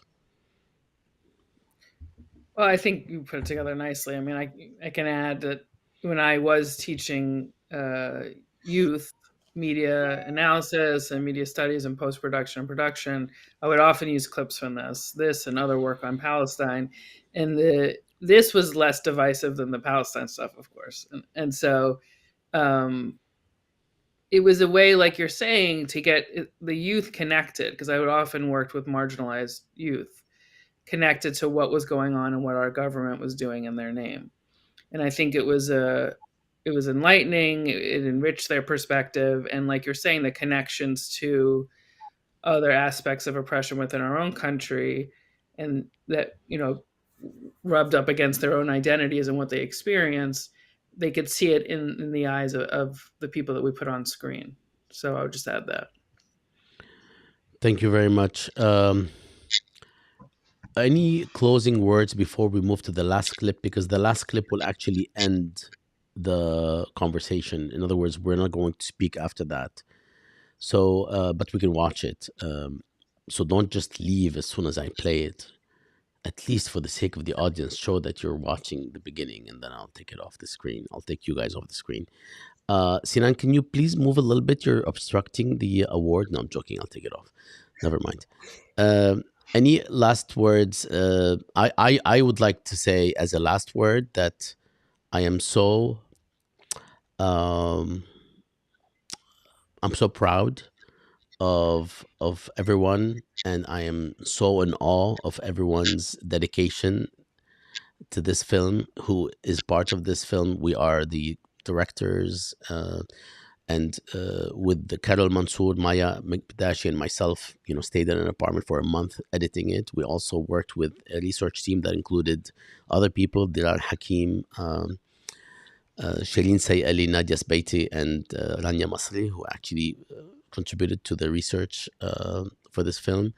I'm so proud of everyone. I'm in awe of everyone's dedication. And when we picked up the phone and called or emailed people to come together and do this, it was such a natural act. And it just makes me feel that things like this also create friendships and improve them and enhance them and deepen our commitment to these causes, and frankly empower us. So I'm just that's my last word. I want to say that I'm very happy about that, over and above whatever little this film has contributed to the discourse on Iraq, and I hope that it has and that it will. Maya, Suzy, and Sinan, please feel free. Let's leave the last word to Sinan, because he's out of focus. You're out of focus, Sinan. Is that on purpose? No. Okay, go ahead. No, the last. We're leaving the last word for you. So, yeah. Suzy, you want to go first? Any last words, Suzy? I mean, there's so many things to say, yet I'm speechless. But yes, it was a profound impact on myself and working with you all, of course. And there are many things that I could say that I don't think I'm going to articulate right now. But yes, when we look back, and even looking at you all right now, I mean, I haven't seen many of you in years. So there is a way that we're bonded because of this, of course, forever. And I'm happy to be a part of it. That's awesome. I said it on mute. I want to sort of add to that. And, I think films are documents of the places they're made, and they're also documents of the people who made them. And this film is no different. It was, again, I think there's this odd interplay between recognizing the sort of catastrophe post 2003, but the way that memory actually does bring us together, and with some warmth and joy. And I will never forget my time in Baghdad. It informed everything that I did subsequently. I also just want to say something about how we work together, because I think it's important. It's also, the film really was, it is what it is. It is what it could be because of Sinan and, his sort of wonderful, beautiful way of just being with people. And because of Bassam's dynamic sort of bringing us together. And I know personally, I was 22 years old. I did used to run off all the time and film in corners, dark corners, and Bassam would always come running after me. And I always felt very safe. I always felt safe to do this work. And I felt safe, to be honest, in Baghdad. I know that sounds counterintuitive, but I think it's very important also to talk about how films are made, how we work together, and that feeling of working together in the end is also what stays beyond just the product.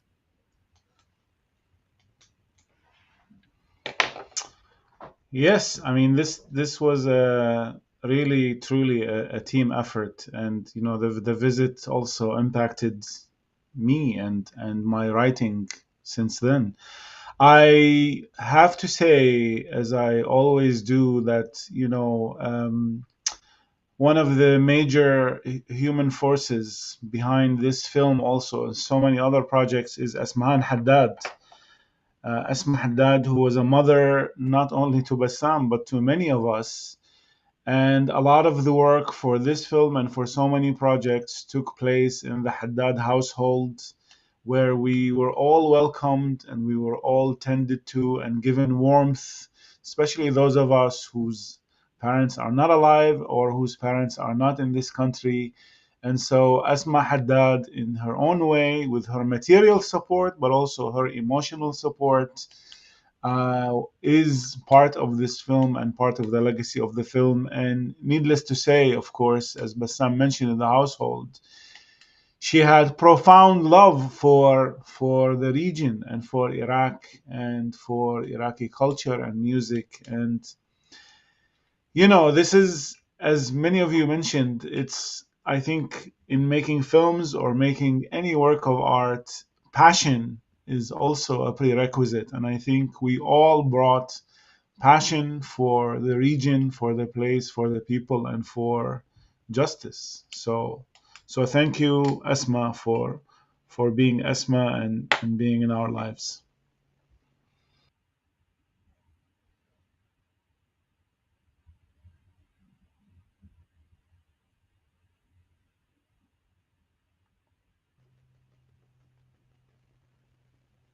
وين راح بسام؟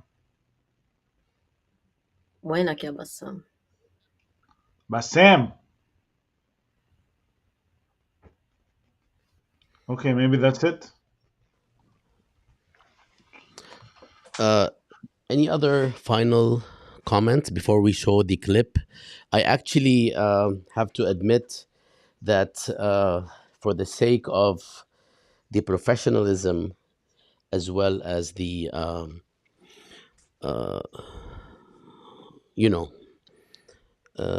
as well as the what else other than professionalism, I had to actually turn the lights on to see how different it would be. Oh my god, can we redo this whole thing with this light? You see, can we redo this every evening for the next 3 weeks? بكرة طيب. Thank you all. Thank you, Sinand, for these nice words. Thanks, Maya. Thanks, Adam. Thanks, Suzy. I think we talked everyone's ears off. I'm not sure anybody's watching anymore. We will go to the film next, but before we go to the actual film, before we show the film, which, by the way, I will put the no, that's not it. I will put the, that's not it. But this one, About Baghdad, is now available on youtube.com/Jadaliya.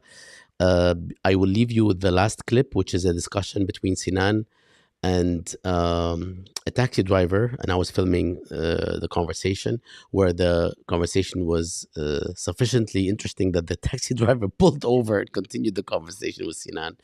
And we left it in the film, even though it showed a lot of tension between Sinan and somebody who is in Iraq, who actually was telling Sinan, you're not living here. We are the ones in pain, and we see the invasion differently. And then, of course, Sinan, with his super eloquence as well as sensitivity and empathy, was able to respond in ways that were not just about the situation in Iraq, but also about the claims that were made by the invaders. I will let you watch this, and I would like to say thank you to all who have persevered for the past 90 minutes. And thanks Maya Mikdashi, Sinan Antoon, Suzy Salamy, and Adam Shapiro, who had to leave, unfortunately, a little while ago. And enjoy this last clip. Thank you to you, but for your logistics and your genius and having boundless energy and kicking our asses and bringing us together always. And bad lighting for most of the show, minus the last 2 minutes. Shukran. All right, so I'll play that clip. Shukran to everybody. And here we go. Assalamu alaikum.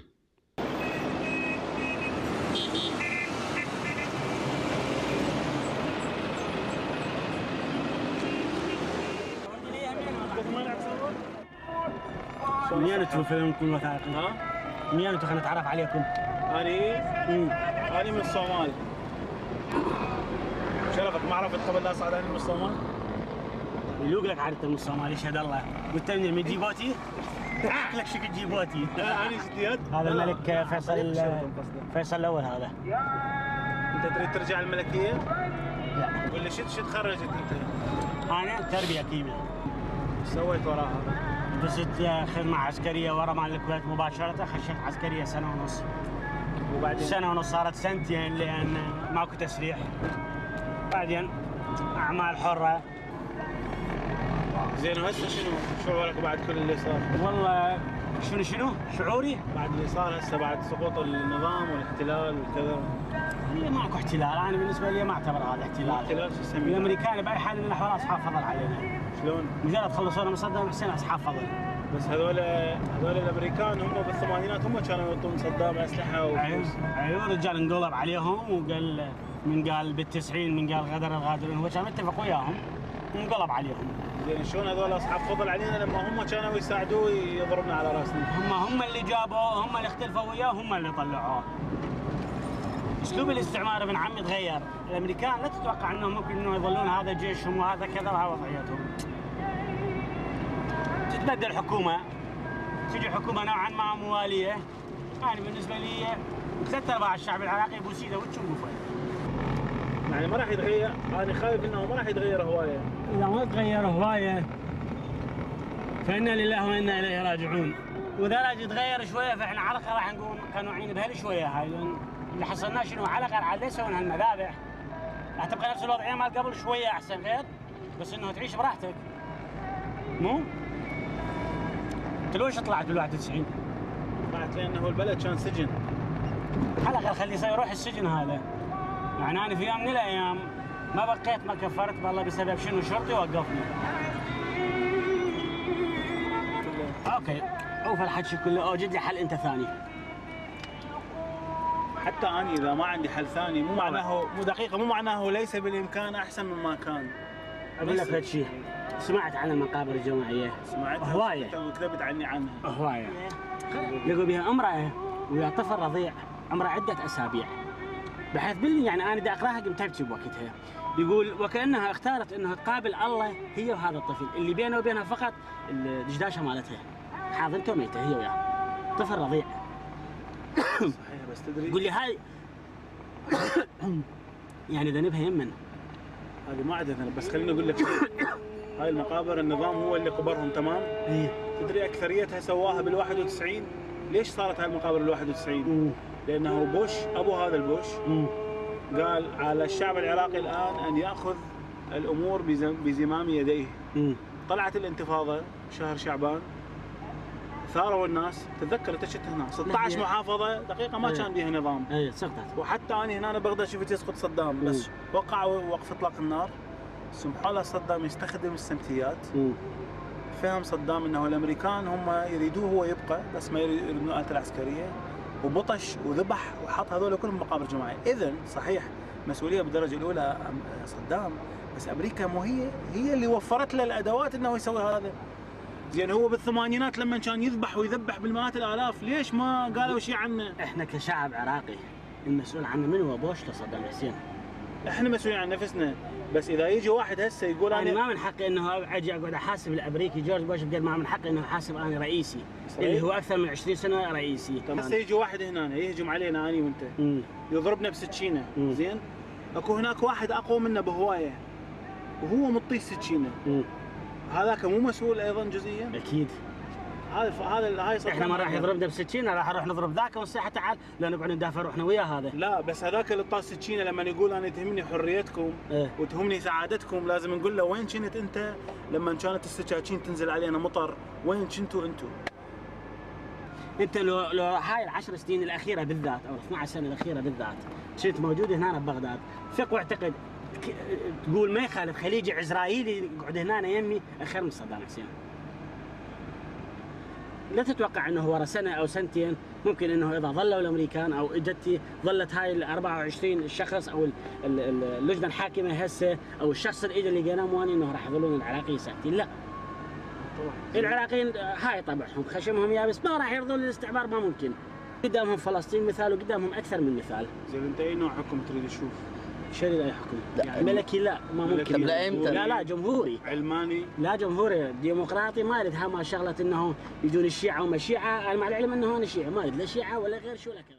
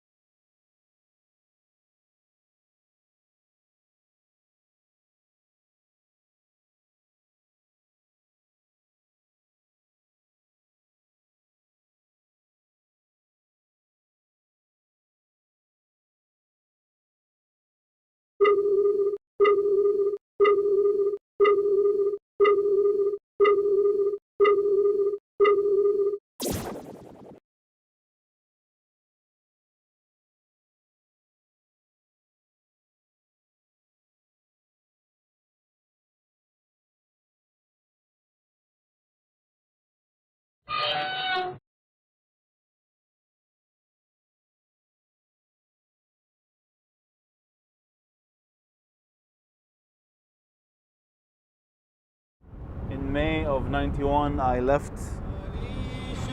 Iraq on this exact same road, but the opposite direction, of course.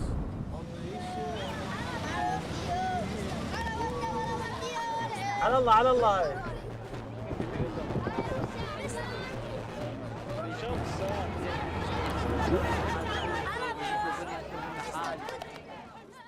تسجيل حاضر؟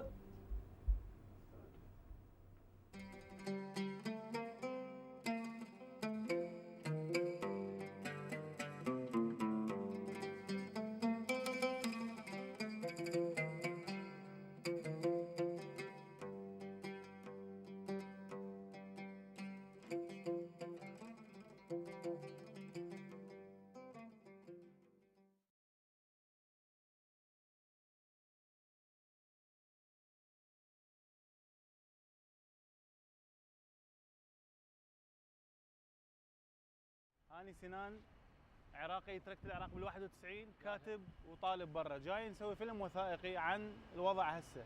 نعم. من وجهة نظر العراقيين. نعم. من مختلف الطبقات والطوائف وكذا. Republics of Iraq in which comes all beside girls in Arabic Baghdad, English Baghdad, Dobri Oto, Dobri Din, Dobri Kijo Banswar, Bandur, good morning. الشعب العراقي هذا شعب يعني ما أدري مع الأسف حمل جريرة ظلم الكرة الأرضية كلها. زين 35 سنة صار هذا الشعب يضرب ويضرب. صدام هو المسؤول الأول والأخير عن كل ما جرى للعراق والمنطقة كلها عموما. يعني كل قتيل انقتل بالعراق أو إيران هو مسؤول عنه صدام، كل قتيل انقتل بالكويت هو مسؤول عنه صدام، كل قتيل انقتل بالأردن هو مسؤول عنه صدام. يعني تغيرت الصورة، يعني احنا كان على مدار الساعة صدام حسين 3 قنوات صدام حسين ماخذها، هسه الأخ بول برايمر ذا يطلع لنا همنا، بس كل شيء ما شفنا من عنده. بس أنت قلتي عليه حلو شكله بس. هو شاب حلو وسيم وحلو، يعني رئيس الدولة مالتنا حلو هذا. بس احنا ما نريده هو نريد حكومة عراقية، صح هم وجودهم إلى تأثير، بس نريد حكومة عراقية. العراقيين من قد ما متألمين من حزب البعث ومهانين قبلوا بالأمريكان لأنه أهون والدولة متحضرة ويمكن تغير مسارهم. مو احتلال بس من غصبا علينا، لأن الدكتاتور سقطوه من غصبا علينا احنا الاحتلال، ما راضين بالاحتلال. الشعب اللي تحمل 35 سنة من ظلم حزب الوحد وصدام وزبانة صدام قادر أن يتحمل سنة أو سنتين على أكبر تقدير. هم يقولون بغداد سقطت، بس بغداد ما سقطت، بغداد ما تسقط، بغداد احتلوها. Baghdad was a very highly civilized city. It seemed like as if it had plunged into free fall, sort of into the abyss. So it was a sad moment. بغداد لا أهوى سواك مدينة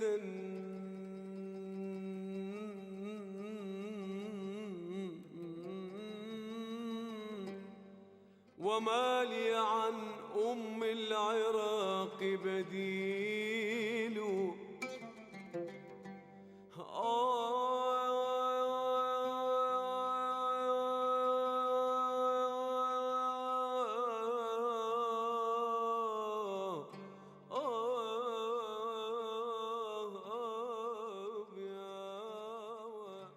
Well, I wanted to leave the country a long time before to escape the whole stifling atmosphere of Saddam and tyranny. The biggest sense of relief I felt in '91 when I went to Jordan is that the car drove for 25 minutes and there was no image of Saddam, and I felt like, this is so beautiful.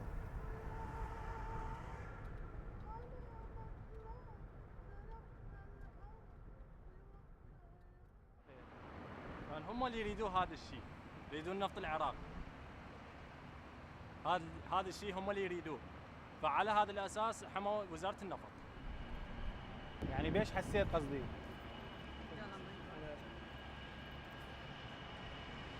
احاسيسك يعني اعتيادي واحد يحس يهاني. يعني من يدخل للوزاره وهي الوزاره اللي كان يداوم بيها، يدخل يتفتش منه يطب ويطلع. خاصه احنا الكهرباء عندنا بوردات حتى خارج الوزاره، كل ما نطب ونطلع نتفتش. يعني تحس بها يهاني. زين هم تعاملهم وياكم شلون على مستوى شخصي؟ زين.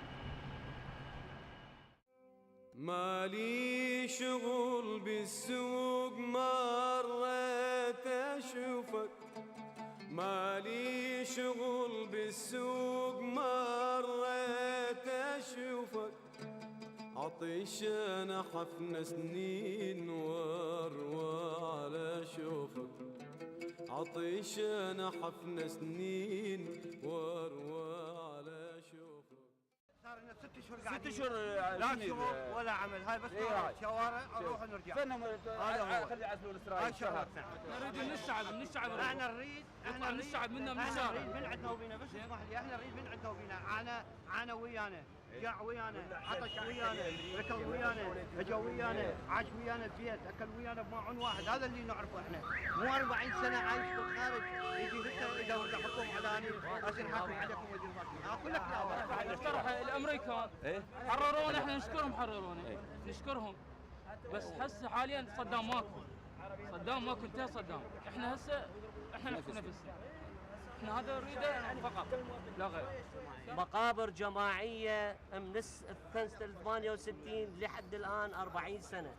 ملينا ماكو ديمقراطيه، لا اكو شو اسمه حكم دكتاتوري اجرامي، كل انسانيه ما عنده. مجرد انت تنطي رايك على صدام حسين تنعدم. هم ما يريدوا استقرار، ما يريدوك تستقر، ما يريدوك تعيش. لان دا ينهبوك، دا يبوقوك. قنينا غاز، احنا بلد انتاجي نفطي 15,000. غاز ماكو، بنزين ما عندنا، كهرباء ما عندنا، ما يقطعوا علينا، البحطات تفتر فوق بيوتنا. ضربوا عماره وقت البارحه. ليش؟ شو مسوي لهم احنا؟ مو قايلين احنا جاي بسلام؟ مو جاي نخلصكم من الحزب اللي تجدوا هذا؟ مو مطارديكم؟ سووا لنا. مو بس هذا، حتى العرب، هاي الدول العربيه ما كلها قاعد تتفرج علينا. ايش حصلنا من عندهم؟ آلاف العراقيين او بالمئات الالوف مدفونين احياء هم. ما حد حكى من الصحافه العربيه، من الاقلام العربيه ما قالوا صدام حسين دفن مئات الالوف من العرب، من العراقيين عربا واكرادا اندفنوا في مقابر جماعيه، ما حد حكى به. بالنسبه للدول العربيه اذا اسمح لي، اول شيء الدول العربيه ناس جشعين وطماعين وقاعدين بس مجرد على الكراسي، ما عندهم لا عروبه ولا عندهم غيره على العربيه ولا عندهم وطنيه. هاي ترى كلها شعارات وكلاوات مجرد يضحكون على المواطن العربي. المواطن العربي والشارع العام هو اللي يحكي ويعبر عن الاخوه والعلاقه ما بين العرب، ولكن القاده العرب كلهم غير صالحين وليس قائدين الى هاي العروبه. نحسب نفسنا لما نشوف واحد يطالب برحيل الامريكان. ليش رحيل الامريكان؟ هو من حرر العراق غير الامريكان؟ حررنا من صدام حسين. الدول العربيه اللي كانوا ياخذون فلوسنا يقولون الامريكان جاي ياخذ فلوس العراقيين، لا هذا كذب. حتى اذا اخذوا 50% نعم الله 50% بخيرنا. صدام حسين كان ياخذ 95% الى 5 ينطي الشعب العراقي. الجنوب هسه لا نفط لا غاز لا بنزين. واحنا اضطهدنا بذاك الوقت وهسه اضطهدنا بزايد. اضطهدين امريكا وصدام. اهل العوز لو سمحت لي، العوز خلى العراقي منو سببه؟ سببه صدام حسين. خلاص احكي اما الولايات المتحده خليني احكي ما قاطعتك انا. واشغلتنا قوات التحالف بما هو اسوء، خلتنا ننزع الضمير. احنا الان ماكو داعي ننتظر الماده القانونيه تحمي الشارع، المفروض ضمائرنا تحمي الشارع. بالوقت اللي كانت الدبابه واقفه وتسمح للمواطن العراقي يسرق، ما قالت له اوقف. ليش؟ لسواد عيوننا اجت التحالف؟ لا طبعا لا. الامان انا البارحه سلفت سكينه بيدي عربيه وهاي راس ضربه هناك مديه وكسره وفتشي وحتى الغالق 110,000 بالشارع بالشارع العام. نريد الامان بس، الامان بس انطونا اياه. ما نريد لا امريكا ولا غير امريكا، نريد الامان بالشارع العام. عندي مشكله، انا عندي مشكله الان اعاني منها اسمها بطاله. شغل الشعب العراقي ماكو سرقات. البطاله تشغلوا بين ليش توظفوا اخي التحالف التحالف اجى بالدبابات ب 24 ساعه. التحالف ما يقدر يجيب وياه بواخر بها مولدات كهربائيه. لو سمحت لي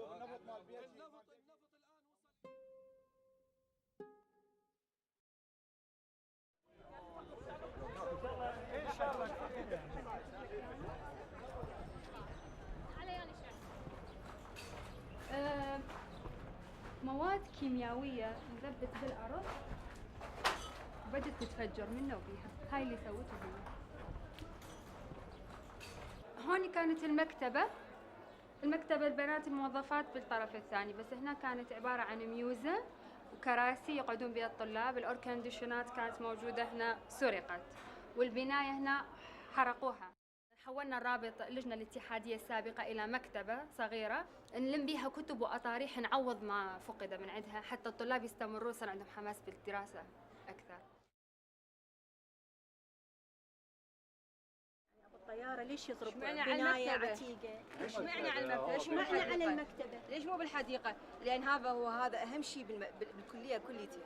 وهذا مستقبل الدراسات العليا بالعراق. لا هم أعز شيء ببلدنا هو هذا التاريخ. طبعا لا طبعا.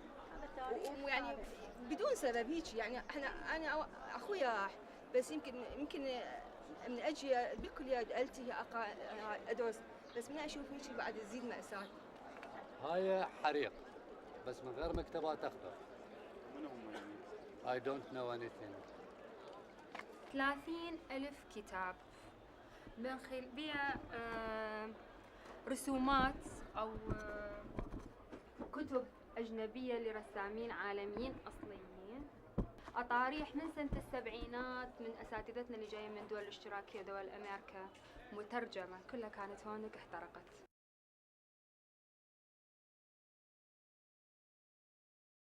صدام حسين كان ظالم جائر قاسي، يعدم يسجن، عنده من الاستبداد شغلات هوايه، يدز شرطه تستفز العالم، قوات الامن هوايه، بس كنا عايشين نطلع نشتغل. يعني انا كنت اشتغل عن نفسي احكي لك سايق، كنت اشتغل ل3 بالليل لل4 بالليل، ليل ونهار نشتغل. امرت النفط يعني انا بالنسبه لي قبل لا يصير الاحداث قلت لهم وزاره النفط ما تنبغى، قالوا لي ان هم جايين عليها. اغنى مؤسسه بالعالم هي وزاره النفط العراقيه، لحد نفس الوضعيه. هم هسه يشتغلون نفس سياسه صدام حسين. صدام حسين كان معيش العراق بدوامه، يوم ازمه بنزين، يوم ازمه غاز، يوم ازمه مي، يوم ازمه مواد غذائيه، يعني خلصت الازمات قلل الثمن، قلل الدهن، قلل الطحين، خلى العالم دايخه. فهم عايشون بنفس الدوامه، حتى الان يعني الشعب العراقي يلتفت لهم او يطلع مظاهرات او يقاوم.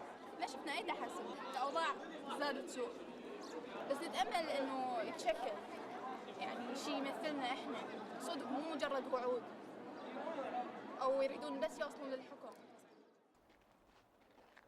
من جو اختاروهم مثل احمد الشلبي او الباتشي، صار له 20-25 سنه هو بامريكا وبالامثال وبدول اوروبا. شو يعرف انا بنت اللي ولدت عمري 10 سنين دخلت حرب ايران، وشوف عشت 91 الحرب الامريكيه، وعشت هذه الظروف. أنا أقدر أعرف شعبي أحس بينه أكثر من اللي عاش بأمريكا. هو صحيح عراقي بس عايش بأمريكا ما يعرف شكو، فبالتالي الأمريكي من راح يجي أيضا هو ما يعرف شو يريد العراقي، ما يعرف شو يحتاج الشعب العراقي. أنا كما دا أقول الإنسان ابن بيئته، أنا بيئتي هذه أعرف شو أريد، أختار أنا أعرف شو أريد، لكن يجي أمريكي يعرف شو أريد أنا، شلون أفكر، شلون أعيش، شو أحتاج، لا، وبالتالي فهو محتل.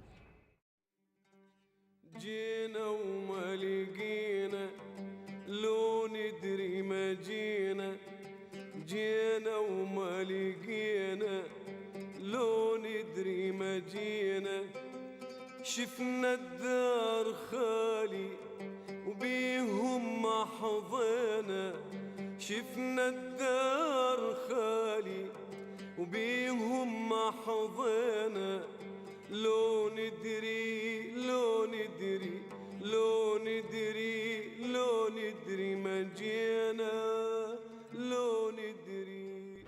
I'm here making a better life for someone. If I can help just one person per day, if I can help 100 people, 1,000 people, 100,000 or a million, it makes me feel that my job is complete. I mean, even if some people disagree with the reasons we came, there are millions and millions of Iraqis out there who couldn't do it themselves and are thrilled to death that we were able to do it for them. And though George Bush may be a hated man, he is my president and I support him. If he tells me I must go to war in Saudi Arabia, Iraq, Iran, Syria, wherever it may be, I will support him because I know that in the end, life will be better.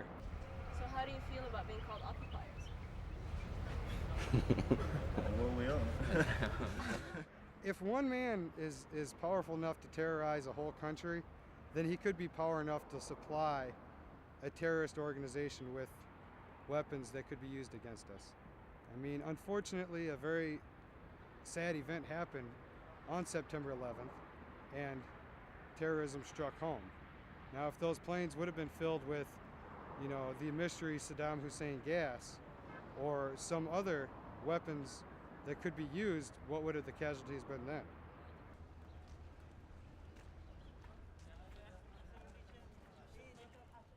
المستشفى هذه ما صار بها سرقة وما تعرضت للعدوان لأنهم منتسبين المستشفى هم اللي يحموها. مو الجيش الأمريكي. لا. سواء جيش احتلال، سواء غزو، سواء ناس جايين من الفضاء. احنا المفروض حقيقة يعني أولا نشكرهم مهما يكون على سيئهم. السياسة هي مصالح، ما في صداقات. مصالح ومصالحهم هذه. واحنا يا ريت يعني واحد يقول من كل قلبه يا ريت انه غير الامريكان جايين، بس هو منو غير الامريكان؟ هذا العالم واحنا السياسه احنا مفروضين علينا ما نقدر. بس فمن تفقد نظام انت من تصير حاله فوضى اعتيادي شغلك كله يتخربط، تفقد كثير من الادويه، يصير عندك نقص بالادويه بين ما تطلبها حتى تعوضها، ماكو وزاره تراجعها باعتبار الوزارات كلها احترقت. يعني هذا بالوقت الحاضر، بالوقت السابق يعني تعرف انتشرت الحصار وفقدان الكثير من الادويه خصوصا الانتي كانسرس مضادات السرطان، كثير من الاحتياجات الرئيسيه للمستشفى اللي هي احتياجات جراحيه ربما اجهزه مساعده، جهاز اعطاء، مغذيات، ما اعرف شنو هذه، صارت فيها نواقص كثيره. هذا المستشفى ايضا كان بالثمانينات فشي مو طبيعي، يعني مستشفى حديث وراقي وتجهيزاته كامله. بعد ال90 بدت عندنا الاشكالات تصير. انا من الجفاف. شو بها؟ جفاف. He passed into a septicemia case just like that baby we had seen just before. Now he is still diarrhea and vomiting. سوء تغذية شديد جدا، نقص في البروتين العالي بشكل يعني ابسط شيء. هسه المفروض نحتاج حليب طبي بالمستشفى، ما عندنا. يعني هناك انا تمرض صار بي بصفار من المي، فما هو من طلع ما اعطيته انا صدر، صارت الحالة من هالسبب من عنده، صار بي جفاف. ماكو عناية صحية. يعني تجي هنا ايش قد نحاول ويا الطفل ب 50% طبعا ما يعيشون. جرحك يا قلب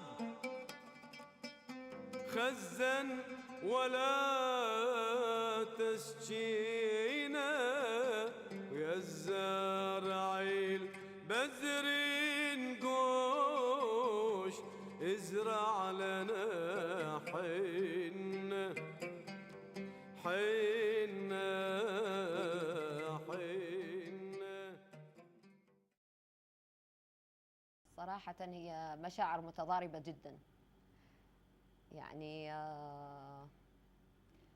بين سقوط النظام انه خلصنا من كابوس، وانه بعد تحس نفسك انه وين ما تروح تقدر تمشي، وين ما تروح تقدر، او اللي شيء تريد تحكينه تقدر تحكينه، لان اصبحنا في مرحلة يعني اذا اريد يعني احكي ويا احد ما اقدر يعني نهائيا اعبر له، دائما انطي اشياء اللي ما تعني اي شيء، يعني تحكي ويا الناس حتى ويا اي واحد تحكي ما تقدر الشيء اللي بقلبك ما تقدر تحكينه، لان ما تعرف اذا هذا كان جاسوس، اذا هذا كان من حزب البعث، او اذا كان هذه، فهم لان مجرد يريدون يلملمون الناس في سبيل يكسرون يعني يحصلون على درجات اعلى. تشوف شلون؟ فكثير من الاشياء اثرت علينا نفسيا ومعنويا. والله الحرب الأخيرة كانت يعني أتعس كل الحروب، يعني مرينا بال80، مرينا حرب ال80 وحرب ال90، كانت يعني يمكن نقول بأنه هي كان معتادين على الحرب، بحيث نحن من نهيئ للحرب وكأنه فد شيء معتادين عليه، فد شيء جدا معتادين عليه أنه دا نهيئ الحرب، لكن ما تخيلنا أنه راح تكون بهالقساوة هذه أو بهالقوة هذه. يعني نحن قاعدين كلتنا بغرفة واحدة والقاع تهتز جوانا، وفد وضعية مزرية جدا، بالإضافة إلى الصواريخ كان الخنادق اللي مسوية مال نفط زين حتى يعوقون الأمريكان إنه لا يشوفون، وهذا فشي يعني العقل ما يتخيل، وما أعرف ليش هو يعني كان قصده إنه يقتل الشعب، ما أعرف. النفط من جهة، الجو من جهة، القنابل، فأنت شو تتخيل واحد شلون يكون نفسيته وما حد ما يعرف مصيره شنو هو. نحن في أي ساعة كنا نتوقع أنه قنبلة توقع على راسنا يعني.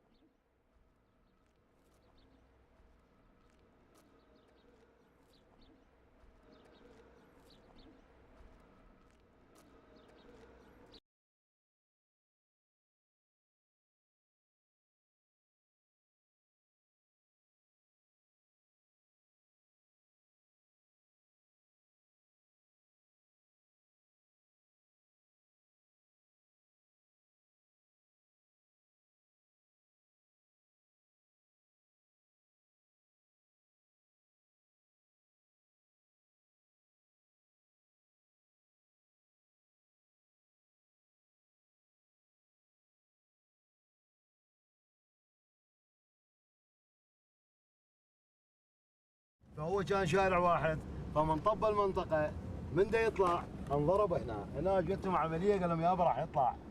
فمن دا يطلع هم ايش عبالهم باول سيارات، ضربوا اول سيارات. كتلوا الاول سيارات، طلع هو وين باخر سيارات، رجع على البق.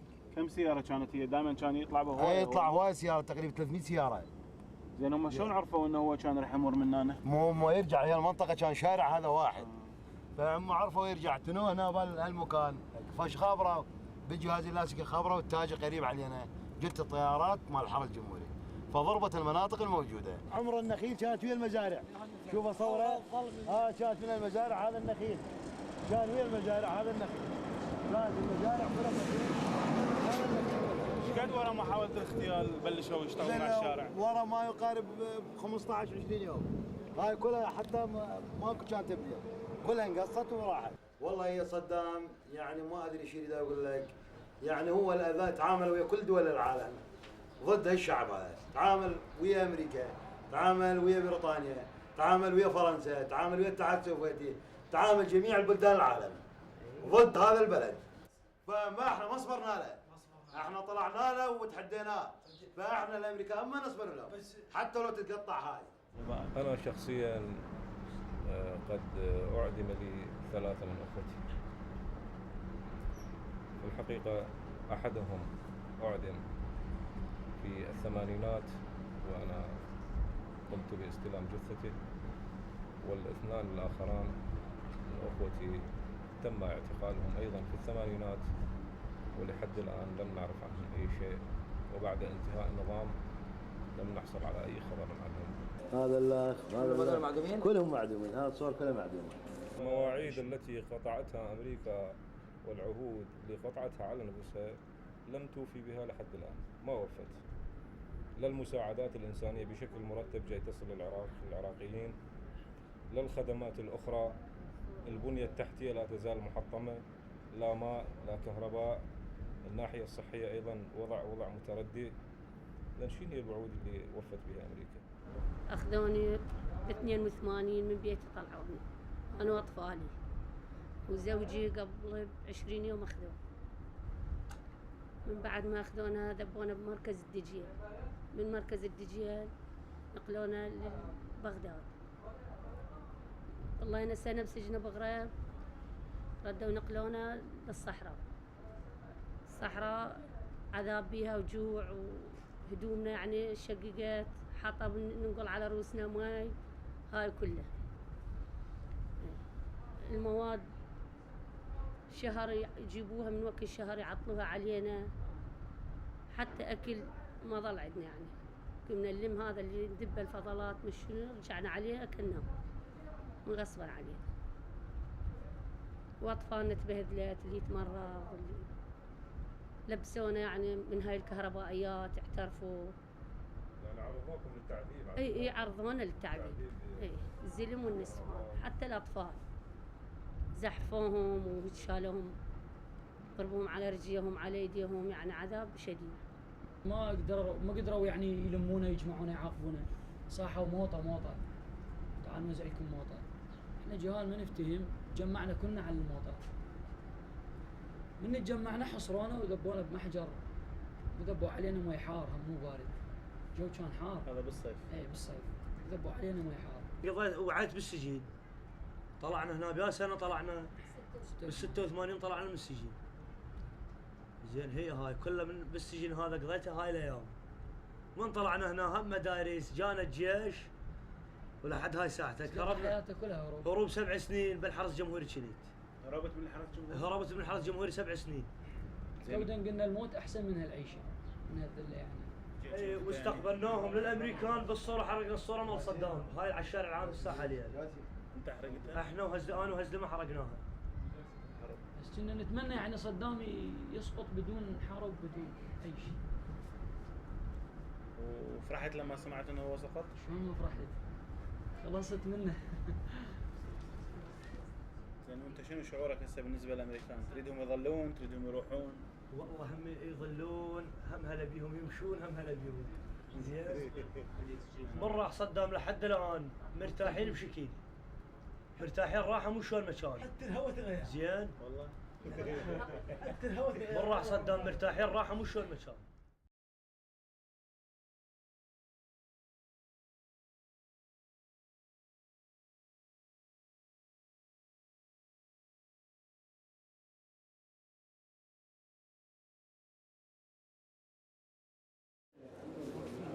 يعني أنا واحد من الذين عمي أولاده اكو اللي هم اولاد عمي اصغر من عندي واكبر من عندي. ما طلع لي ولا واحد من عندي. 6 وابوهم امهم توفت بالصحراء. احنا صدام وصلنا الى مرحله وياه ما عاد نقدر، خوفا على اطفالنا ونسائنا مو على انفسنا. تصور من ظلم صدام حسين، فاحنا هذه الفرصه نعطيهم اياها للامريكان الى فتره من الزمن، وعندما تتضح الصوره امتى الزمن وحده يحكم، يمكن يوم يمكن شهر يمكن سنه، الظروف التي هي تحكم. ايش وقت ما لانه النضال عندما يصير عرفت ولا من المعاناه، عندما يعاني الانسان ويعرف بانه هذا المحتل فعلا جاي عرفت ولا من اجل شيء ان يذله او ان يظلمه او ان يهينه، عندك الوقت ينتفض ويثور. عندك الوقت يصبح لا مجال امامه الا ان يحمل البندقيه. صدام سقط بالانتفاضه الشعبانيه، صدام سقط، لكن لولا تدخل امريكا ما كان استمر هاي لمده 12 سنه اخرى. امريكا شنو اللي سوته؟ اموال الشعب اللي كانت مخزونه بالقصور الرئاسيه وزعتها المن للبعثيين هسه الموجودين حاليا بالباب وغيرهم. ليش انا فاقد 7 نفقدت، فمعقول اشوف البعثي قدامي يفتر يحكمني وانا ظل قاعد؟ لا والله، لو اروح انا واخوتي وعشيرتي كلها نوبه تروح وما اخلي بعثي بعد يصعد على كتفي.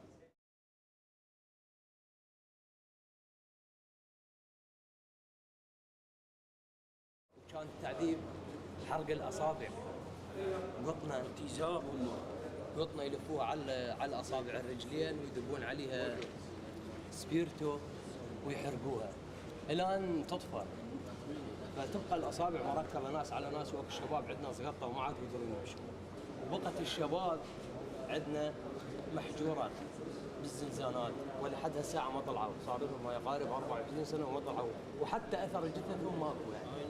وين وداها؟ ما حد يعرف، ذوبها بالتزام. يعني هو كانوا ببغرة حاطين النسوان بالسيارة زنزانات، يعني واحدة بسدلوك وزلم فوق، فطلعوا لنا الزلم امام النساء، امام اختي، امام امه، امام عائلته، يعذبوه. يجيبوا 2 من المجاهدين يقول لهم شيلوا الفلقه، ويجيبون واحد الاخ يقول له انت شيل العوده، نفسهم يخلون المساجين يعذبون اصحابهم، ناس تعذب ناس. شنو المراه تضحك؟ عندنا وحده علويه عندها ولدت بالسجن، بنتها عمرها 3 اشهر، فيجيبها يخلي بنتها برا يطلعها وامها ورا السجن ورا القضبان، يضحك على امها، اذا طلعت الدمعه تبكي تصرخ البنيه عمرها 3 اشهر، اذا تضحك على امها، اذا طلعت دمعتها طلع يديها يبسطها يعذبها، اذا طلعت دمعتها. عندنا المراه العجوز عمرها 60 سنه 65 سنه شو يعذبها؟ يقول لها حجيه تريدين تراكي؟ نص لفظيا، يقول لها خلاص شو اللي بالتراكي؟ انا كبيره وحموت خسرت ولدي واهلي وبيتي، يقول لها لا ححط لك تراكي، شو يجيب لها؟ يجيب لها القراصه مال الكهرباء ويشغل الجهاز ويخليها ترجم. احنا 30 واحد زنزانه 2.5 ب2 30 كل واحد له كاشفين. الوحيد انا طلعت معه مؤبد كلهم اعدام. شلون طلعت؟ ماكو اعتراف. جابوا لنا صمونه شتشوها بالشيش وصيحوا، احنا 27 واحد قاعدين بالغرفه، صيحوا عو عو عو عو واحد يجرها بحلقه، الكلب انبح يلا انطقه، الى ان واحد جرها بحلقه قال ايه هذا الكلب المفترس ويضربون علينا بالمي البارد والبنكة تشتغل ونرجف وتعاذبوا علينا القمم. لا اله الا الله. تموز درجة القمم يصعد هيك على الحياطين وجسمنا منهم جسمهم قام يذيب دم. هذا بالصاندات والتيزار هذا على العمل. اشكال وانواع اللي شفنا من التعريف نساء واطفال. هذه 4 سنين و6 اشهر بالحاكميه مال المخابرات بقينا 6 اشهر. تايبين وللمحبه ما يرجعنا الحنين ما يرجعنا الحنين غلطه ودفعنا ثمنها أجمل أيام السنين أجمل أيام السنين تايبين وللمحبة ما يرجعنا الحنين هذا اللي دا يغني عامر هو معدم ماليا، يعني يبيع سيارته قدامي ودا يروح يشتري له فد مشتمل صغير. وهذا حال الفنان وهذا صوت دا تشوفوه. مولي موليمي لا تسأل عني وخليني على عهدي أمان أمان يا ليل. طبعا اسمي عامر توفيق الحقيقي واسمي الفني عامر توفيق. فالآن أدرس في معهد الفنون الموسيقية، فنون جميلة سابقا. عندي تقريبا 500 طالب.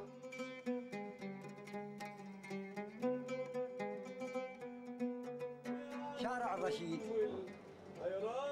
عندما احتلت بغداد القوات البريطانية وصلت السلمان بارك رجعوهم العراقيين وحصروهم بالكوت. 1914 بدأت الحرب الكونية.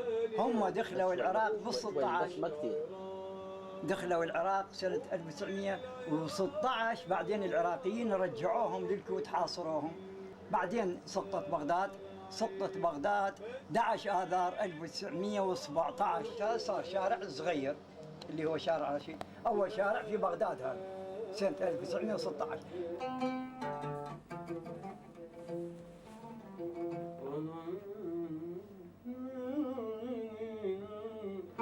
ذاك وقت وهذا وقت احنا دخلنا بعصر حضاري وتكنولوجيا والشيء هذا اللي صار ببغداد هذا ما ينوصف. يعني انا ظليت ابكي لما حرقوا المكتبة الوطنية، مو بيها تراث العراق، مو حرقوا بلدي. احنا نتحمل، انا اقدر اظل يومين بلا اكل، لكن ابن بنتي ما يقدر يتحمل يصبر، اذا ما يشوف تلفزيون، اذا ما يسمع موسيقى، اذا هاي. احمل المسؤولية اولا صدام حسين، ثانيا للدول العربية والإسلامية كلها، ولا واحد قال اوقف. اقطع علاقتي معاه دبلوماسيا، اسحب سفراء يسقطوا ويروح. عليش هالدمار هذا؟ هالصلافة والبلد راح بثروته. تعرف جنابك ايش قد تهدمت بنايات، ايش قد احترقت وثائق.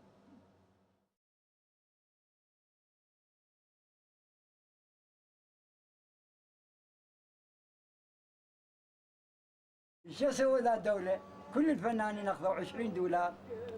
اجي انا وكارلو هارتيون وحسين التكريكي، ذولا من كبار المخرجين، نوقف سرة دا يطلع 20 دولار. تعالوا باكر، نرجع باكر، تعالوا. قلت له ما اريد العيش على الذل، ما اريد العيش على الذل. ورحت ولحد الان ما ماخذ فلس انا من اي واحد. لويش؟ هذا مو يعني احتلال، مو هين. ثروات بلد راحت.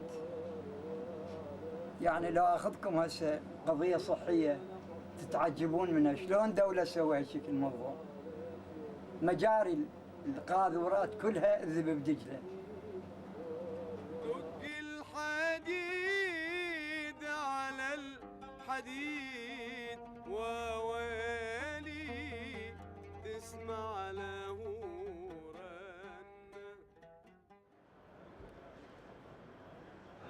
الحصار الاستيراد كان محدود ضيق. وشو كان هسه بالعكس هسه مفتوح. هسه التاجر العراقي حسب ما يشوف المتطلبات الحاجه الشعب العراقي اللي يريدها يروح يستوردها راسا بدون اجازه. من كل العالم يستورد. الشعب معه فلوس يدفع موجود فلوس الحمد لله رحمه لواردات من الخارج. موجود دولار موجود بكثره كمياتها ياخذون رواتب بالدولار. هلا مين عم ياخذ رواتب؟ كل الموظفين بالدوله قاعد تقبض بالدولار. كل الموظفين. البطاله موجوده البطاله بس مو ذيك الكميات الكبيره. كيف نسمع 70% بطاله بالعراق. 70%؟ اي وين اكو 70%؟ لا مو 70 نسمع ماكو 40% ممكن. يعني نص الشعب. اي بس حبيبي اي عائله بيها بطاله نسبه معينه بس اكو مقابلها نفس العائله يشتغلون. هي بعد الضربه بعد ما دخلوا الامريكان كل قام تشتغل لان قام تتوفر المواد الاوليه راسا. يعني انتم كقطاع خاص فرحانين انه طبعا انا شخصيا انا بالنسبه لي كرئيس غرفه يعني وايد مرتاح من جو الامريكان. بس انت برايك القطاع الخاص حيقدر يوظف عماله مثل ما كان يوظف القطاع العام؟ اكثر يعني هسه كل دول العالم تصدر بضائع الى امريكا بكوتا، الدوله الوحيده بدون كوتا هو العراق هسه. فانا هسه بكره اذا شغلت المصنع مالتي حصدر كل انتاجي الى امريكا والاسعار تقريبا اريدها. طيب كيف عم تشتغل هالمعامل اذا الكهرباء مش متوفره، اذا المي مش متوفره، اذا البنيه التحتيه اسمح لي الكهرباء صح مو متوفر بس المي موجود. المي صح يتقطع بس ممكن ياخذنا متوفر المي بقى الكهرباء اجيب مولدات وتشتغل موجوده بالفتره يعني ممكن تصحح الامور. يعني الحمد لله كل شيء تمام بالعراق. هسه احنا اذا تسمح لي هسه احنا كل شيء ماكو. شلون مش دخلي مواطن دا يسال شو اسمه صحفي دا يسال وجابان دا يسال وجهه نظر الكل. اي وجهه نظر الكل نعم. ليش؟ هلا انا مخلص مع الاستاذ نحكي معك معلش. فينا نحكي معك بعد ما نخلص؟ فيك تستنى؟ بعدين نحكي معك. طب معلش لكن هذا الرجل ترى ما اعرفه لا بالغرفه ولا كل شيء وما له علاقه بالغرفه الرجل ما نعرفه ما نعرفك انت منو. خلي بجيبك شارع الغرفه خلي بجيبك منين جاي انا؟ جيبي جنبك من الشارع. من الشارع. الغرفه حاليا بدها تقبض رسوم يوميه 6 ملايين. لا شبابيك لا جام لا كهرباء لا تنظيم. كهرباء ماكو بالبلد مي ماكو بالبلد. بطاله موجوده. قديش البطاله؟ البطاله هوايه فوق ال 70%. هو قال لك 50% لا 80% بطاله. وساعه ب 12 بالوحده تعزل شارع الرشيد يعزل يروح. موجود تسليب موجود. يوميا 4-5 قتله بالشارع. يعني هذا مو حقائق هم اللي يحكوها، خلي يحكون الحقائق للبلد. كان الوضع يعني وضع صدام حسين مو خوش وضع، تمام مضطهدين احنا كعراقيين بس اكو استقرار، اكو امن، اكو نومه راحه. بالنسبه للعمل العمل موجود والتجاره موجوده بس مو نظاميه، يعني بس الربعه. يعني احنا قضينا فترات الحصار كل صعوبه قضيناها وتخلفنا عن الصناعه العالميه على امل انه تنفتح لنا ابواب جديده، لكنه بدنا نحس ونشعر انه اي شيء كان جيد في البلد ساعدوا الامريكان على تحطيمه، وكل شيء سيء زاد سوء. كان المفروض هاي الحل اللي يصير بالعراق كان ما تصير. كانت هوايه طرق لتغيير الاوضاع للوصول الى غير حاله بغير اسلوب وبغير هذا الدمار مع الاسف. اجوا بس على النفط. هو ما عرف مرخص مع النفط. اجوا بس على النفط. مساعدات كل شيء ما سوون. ماكو هسه شغل، يروحون يقولون روحوا سجلوا كذب ماكو. من وجماعتهم هذول. حكومه جديده منها من شعب العراق. الناس تعرف معاناه الامريكيه من نقول احنا اذا ماكو شيء خلال هالفتره احنا كشعب العراق ما قاتلنا القوات الامريكيه ولا اي واحد فينا قاتل يعني شيء القوات الامريكيه، واحنا نعطي الحريه بالبدايه، واذا ماكو اي حريه لا يعرفون بان الشعب العراقي ثوري، يعني ما نسكت للظلم. قطاعات كامله توقفت يعني يعني مثلا بالنسبه للمنافسه كمنافسه صناعيه مع البضائع اللي تدخل، ما عندنا امكانيه نتنافس معها، ما عندنا امكانيه، لانه تعرف انه راس المال مع جوده المنتوج احنا ما عندنا الامكانيه، لانه بالحصار 13 سنه السابقه احنا مكايننا اصلا قديمه، قامت تدخلنا صناعات متطوره وباسعار مناسبه كلش يعني رخيصه، ارخص من العراقي، فصار الاقبال عليها اكثر ما صار الاقبال على المنتوج العراقي، فصار عندنا شنو يعني كساد يعني كساد معنى الكلمه كساد. فمن اجوا الامريكان كنا نتوقع خير يعني يكون، لا انه بزاد الكساد بدون صدام افضل بكثير يعني. حريه نعم حريه موجوده، لكن مع الحريه موجود انفلات. حريه صحيح معناها حلو، لكن حاليا يعني فوضى. هم يقولون عليها حريه، هي فوضى، بس بنفس الوقت يعني احسن من صدام كنظام سياسي. كاقتصاديا لا لحد الان ما شفنا شيء من الامريكيين، يعني كان النظام السابق افضل. نعاني من الشغل هنا، يعني هسه الساعه تقريبا بحدود 2:30، الساعه بالأربعة بالخمسة لازم تتعزي تروح، يصير ينفقد الامن. ليش؟ ينفقد الامن، عصابات، تسليب، كهرباء شغل التوليد. Without all this is line for gas. هو أنا قلت هنا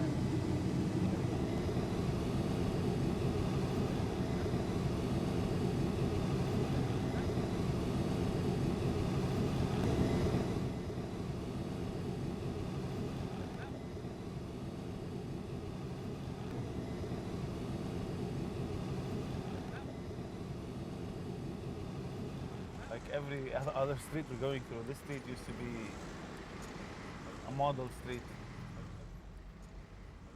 I mean, if you tell Rumsfeld about this, he'll say, this is what happens in Chicago after the Bulls win the NBA.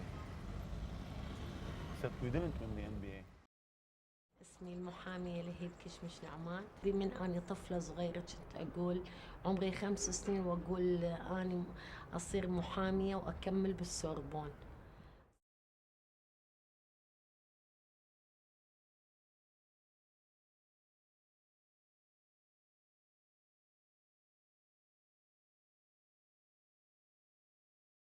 صرت محامية مشهورة، قلت دا أروح الفرنسا أكمل دراستي على الدكتوراه.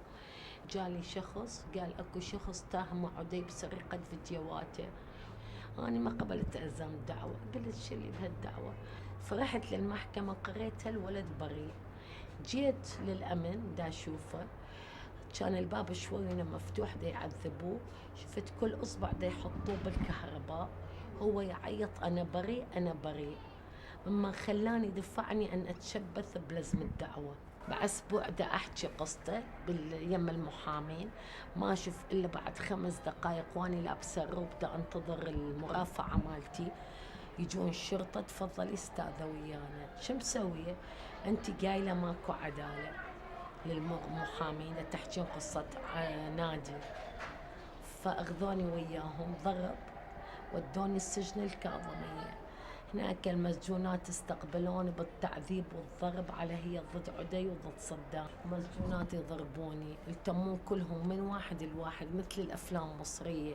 بعدين طبيب زميل فائزة طبيب نفسية قالها الفائزة أختي، قالها نسوي لها تقرير طبي إنه هي عندها شيزوفرينيا اضطهاد، يعني تتخيل اضطهاد الناس إلها.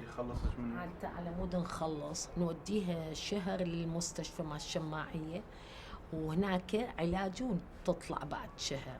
رسمت على الحائط يم القصر الجمهور، رسمت صرصر كتبت عليه صدام حسين.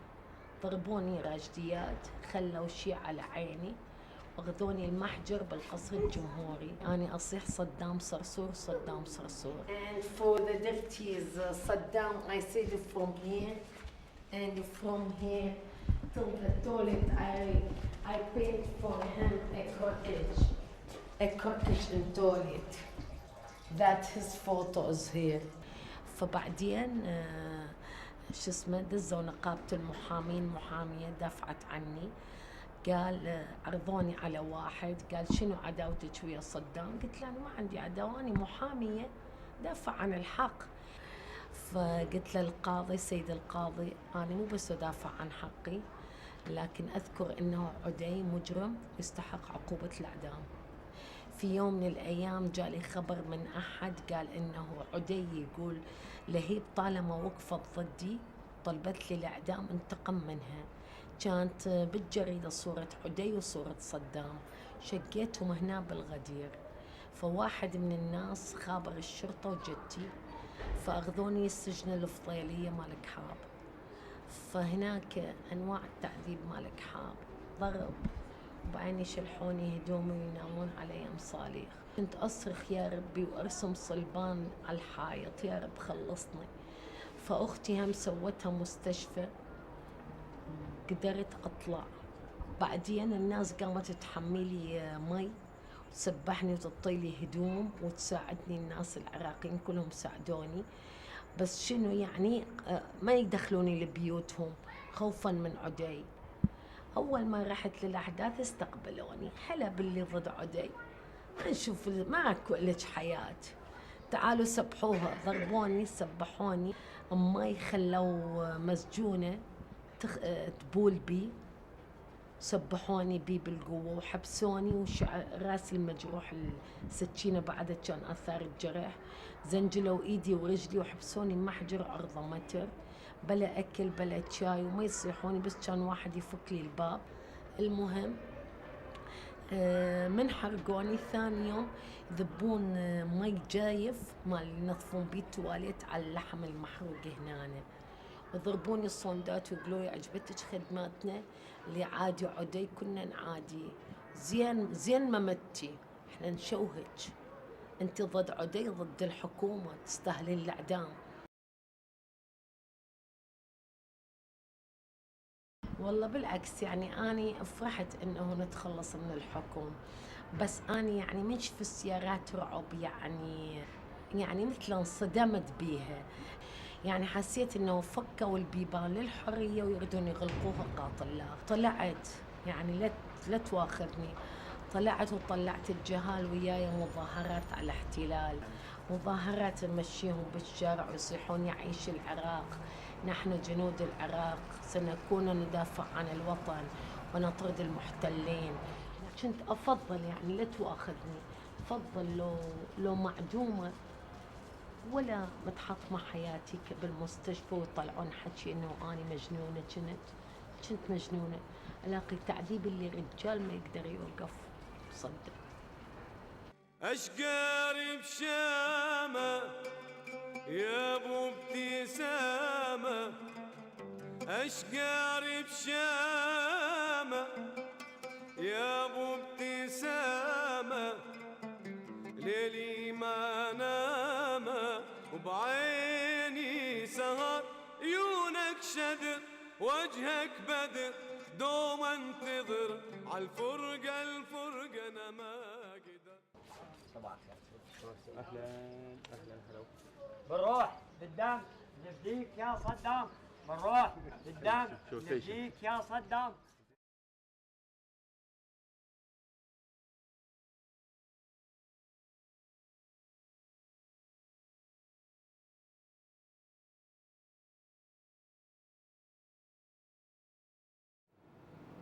وتعرض المستشفى أثناء أحداث 8/9/4/2003 إلى عملية تدمير شامل، وتعرض إلى السلب والنهب، وكان في المستشفى عدد كبير من المرضى بحدود 1020 مريض.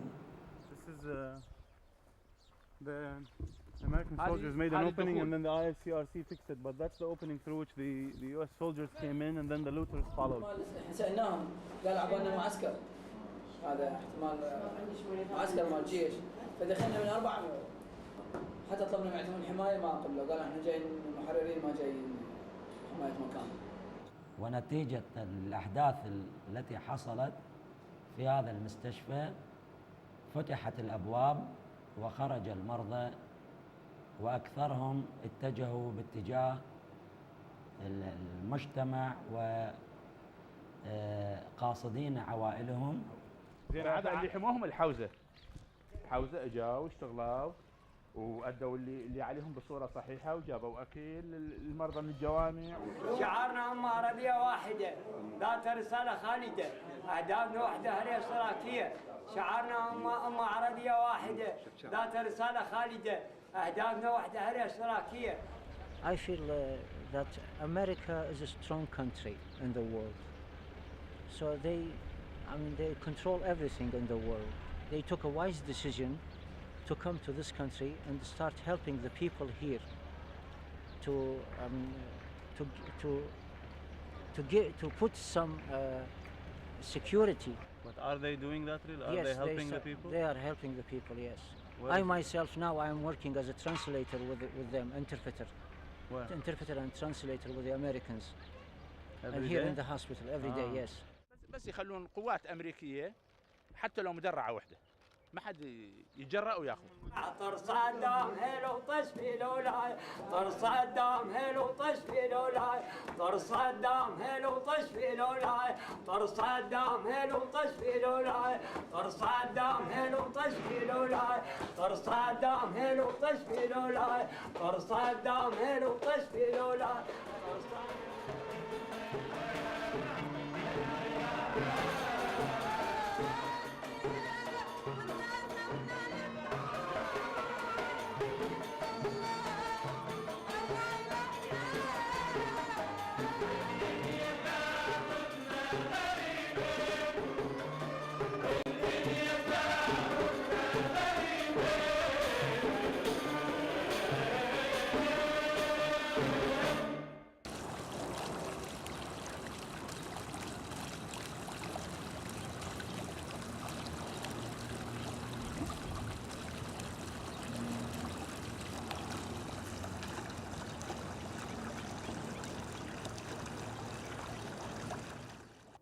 العراقيين نتيجة الظروف الصعبة جدا جدا جدا اللي مرت بيهم، والتقتيل والتنكيل وهتك الأعراض وإعدام الشباب والمجازر والمقابر الجماعية، وحتى يعني وصلوا لحال يمدون إيدهم حتى للشيطان في سبيل ينقذهم من صدام.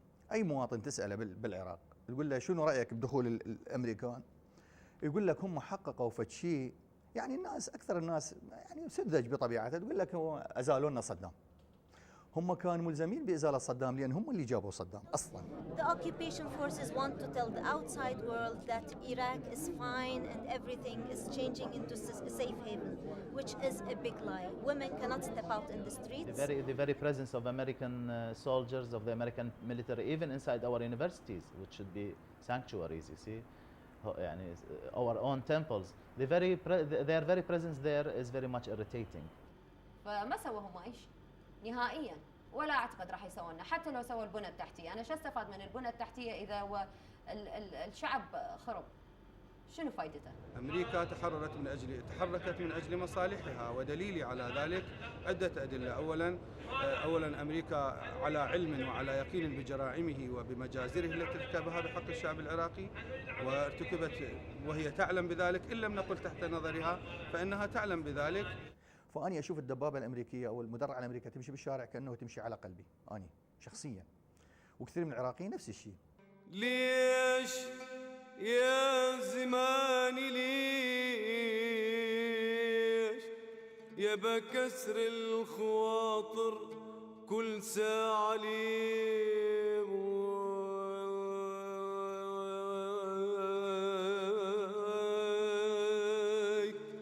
يا باي يا باي.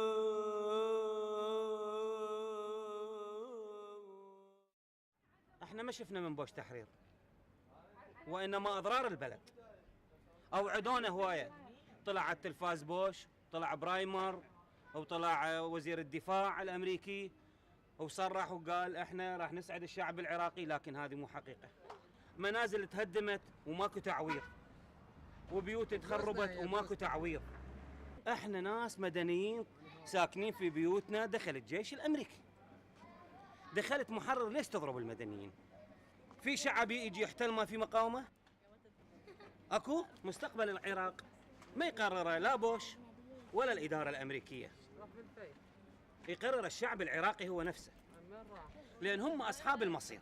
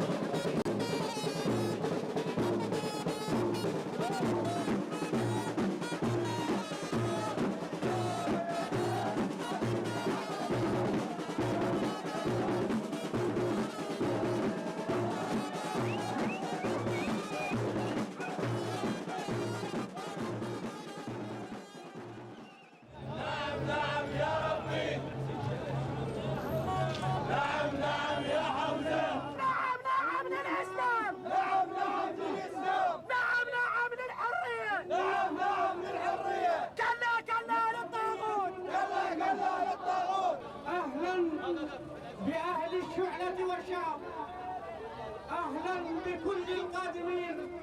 احنا ما نقبل نرفض بالوجود الأمريكي في العراق، نرفض. احنا بلدنا حر مستقل، يبقى حر ومستقل. احنا بنينا بلدنا بالبداية، نظل نبني إلى النهاية بلدنا، وما نقبل أحد يشاركنا بالحكم.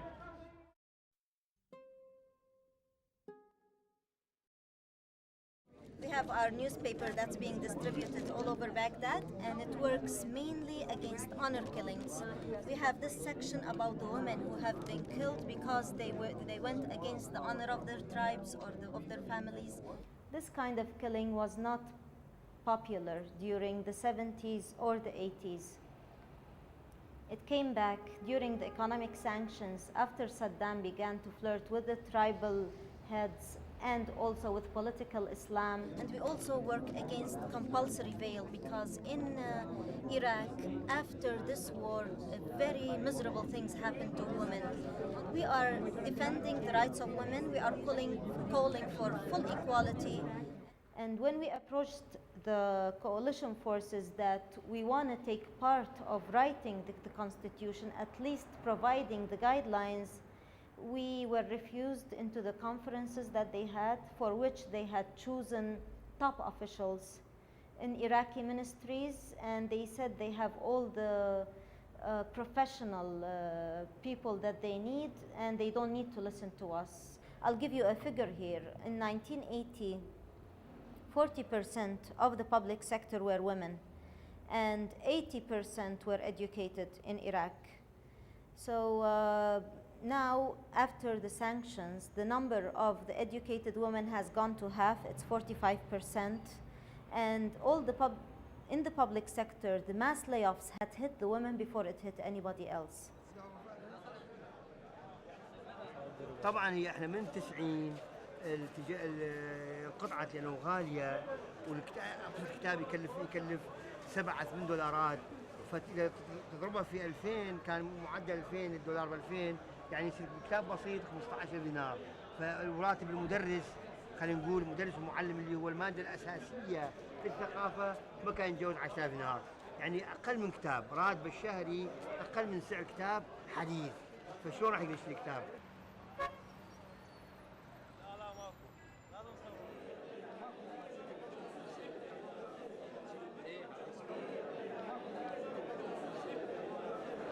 اللي حدث كان يحمل في طياته شيء من السرور، لكن هذا السرور ما زال نسبي، لأنه لم تستطع القوات أو قوات التحالف الأمريكية أن تحقق ولو جزء بسيط من طموحات الشعب العراقي.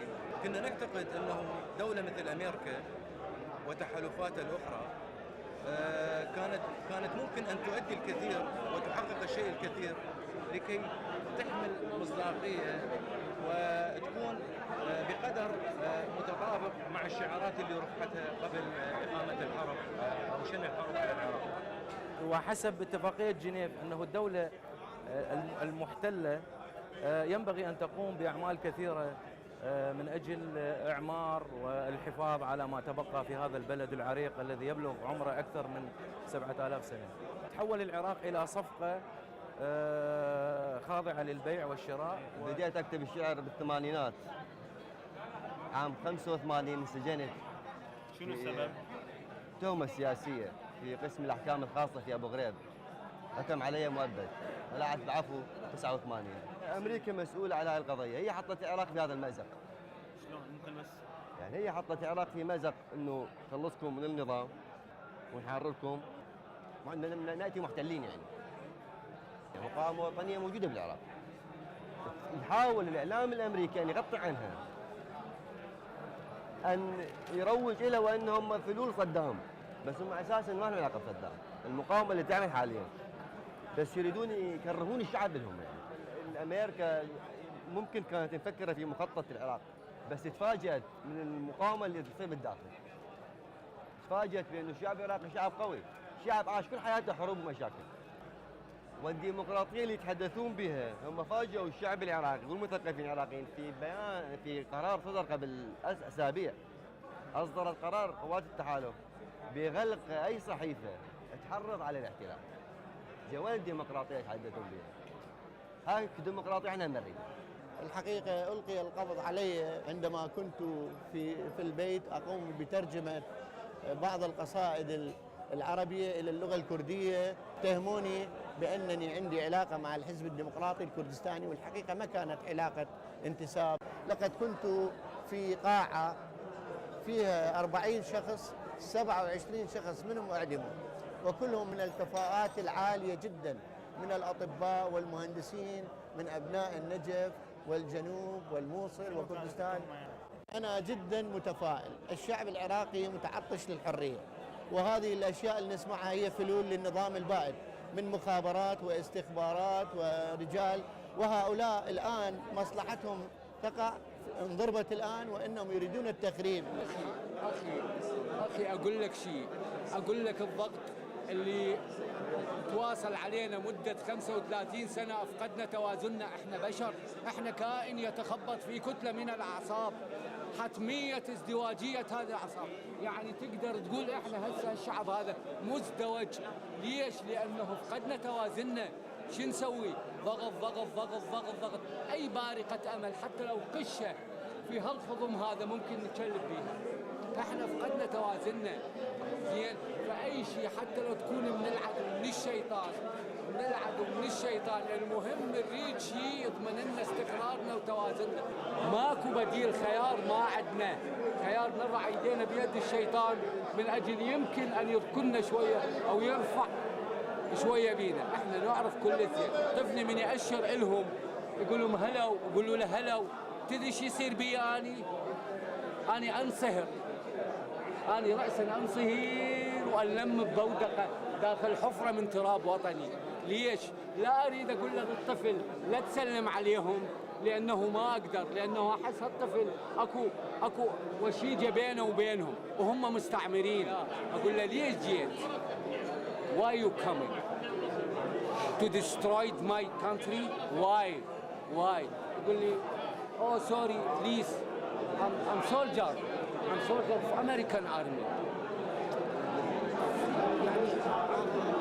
يعني أنا أبقى يعني ما أعرف شو أجاوبه. هو رجل موظف جاي. ممكن أتحدث برمزية تفضل. حبسوا أنفسهم 20 عاما، أغلقوا الأبواب، أطفأوا أضواء المسرح، ثمة من يتهددهم. وجاء الوقت وفتحت الأبواب وأضيئت الأنوار. إنهم يقيسون مدى حريتهم الجديدة. السيد الجديد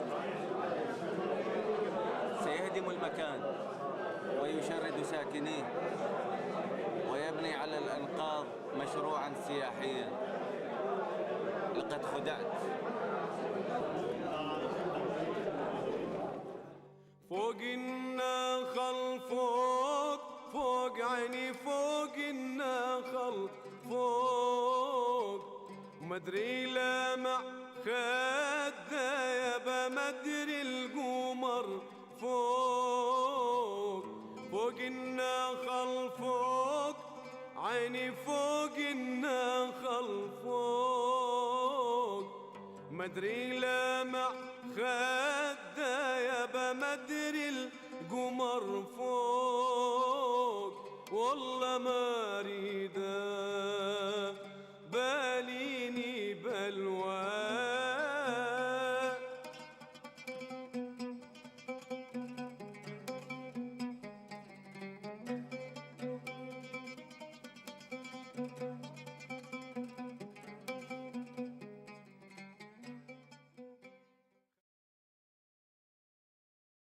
الظالم منطل الشعب استحقاق منطق حريته حرمنا من ثروات بلدنا حرمنا من كل شيء. والله أنا أتمنى تشكل حكومة جديدة وبأقرب وقت ويتوفر الأمان بالعراق حتى نقدر نعيش حياتنا طبيعي. المناهج الدراسية أتمنى أنه ما يحرفون بالتاريخ زين، وإذا كتبوا على هذه الحرب ما يكتبون بغداد سقطت. بغداد ما سقطت، بغداد احتلت. If we would have came over here for no reason than the sky was blue, we accomplished what we set out to do, which was to rid the people of the Saddam regime. Who in the end is going to get the profits from the oil? I believe the Iraqi people. I believe that the Iraqi people in 10, 15 years are going to be as wealthy, if not more wealthy, than Kuwait. They're not bad people, but they have the bad people out there. I think over the long haul, doing a lot of good for a lot of people.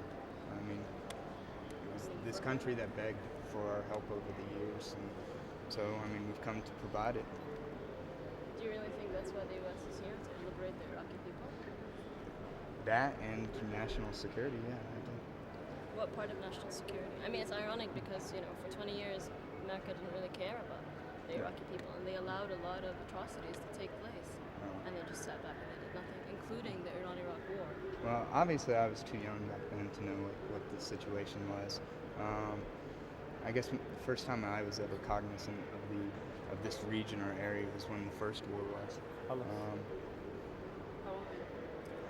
Was it? Let's see, I'm 26 now, so what was that? That was, I was 13 then.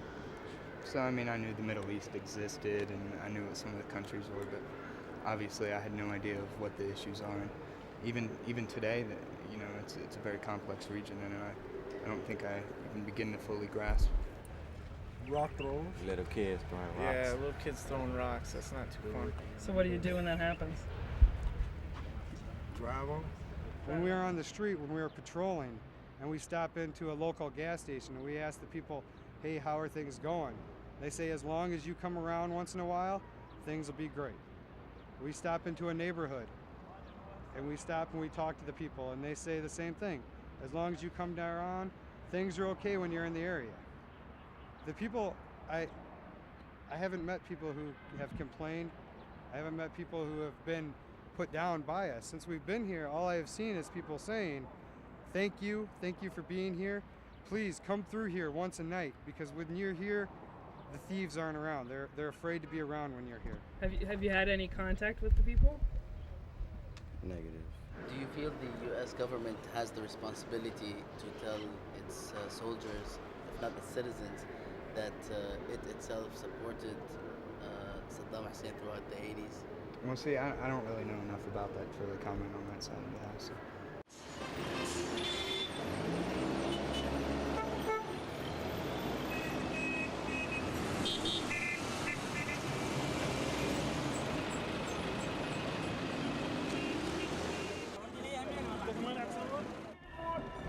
منين انتم فيلمكم وثائقي؟ ها؟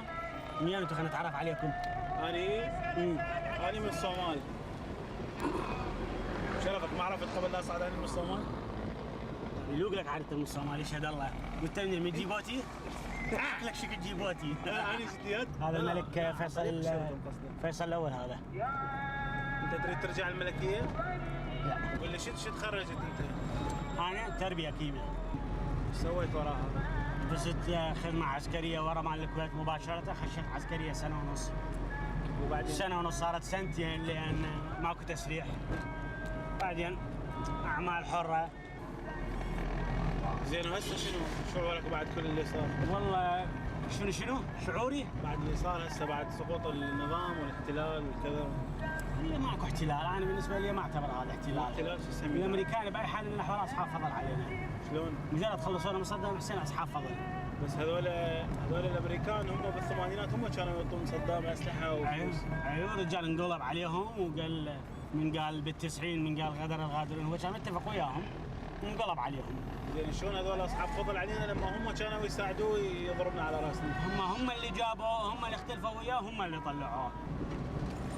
اسلوب الاستعمار ابن عمي تغير، الامريكان لا تتوقع انهم ممكن انه يظلون هذا جيشهم وهذا كذا وهذا وضعيتهم.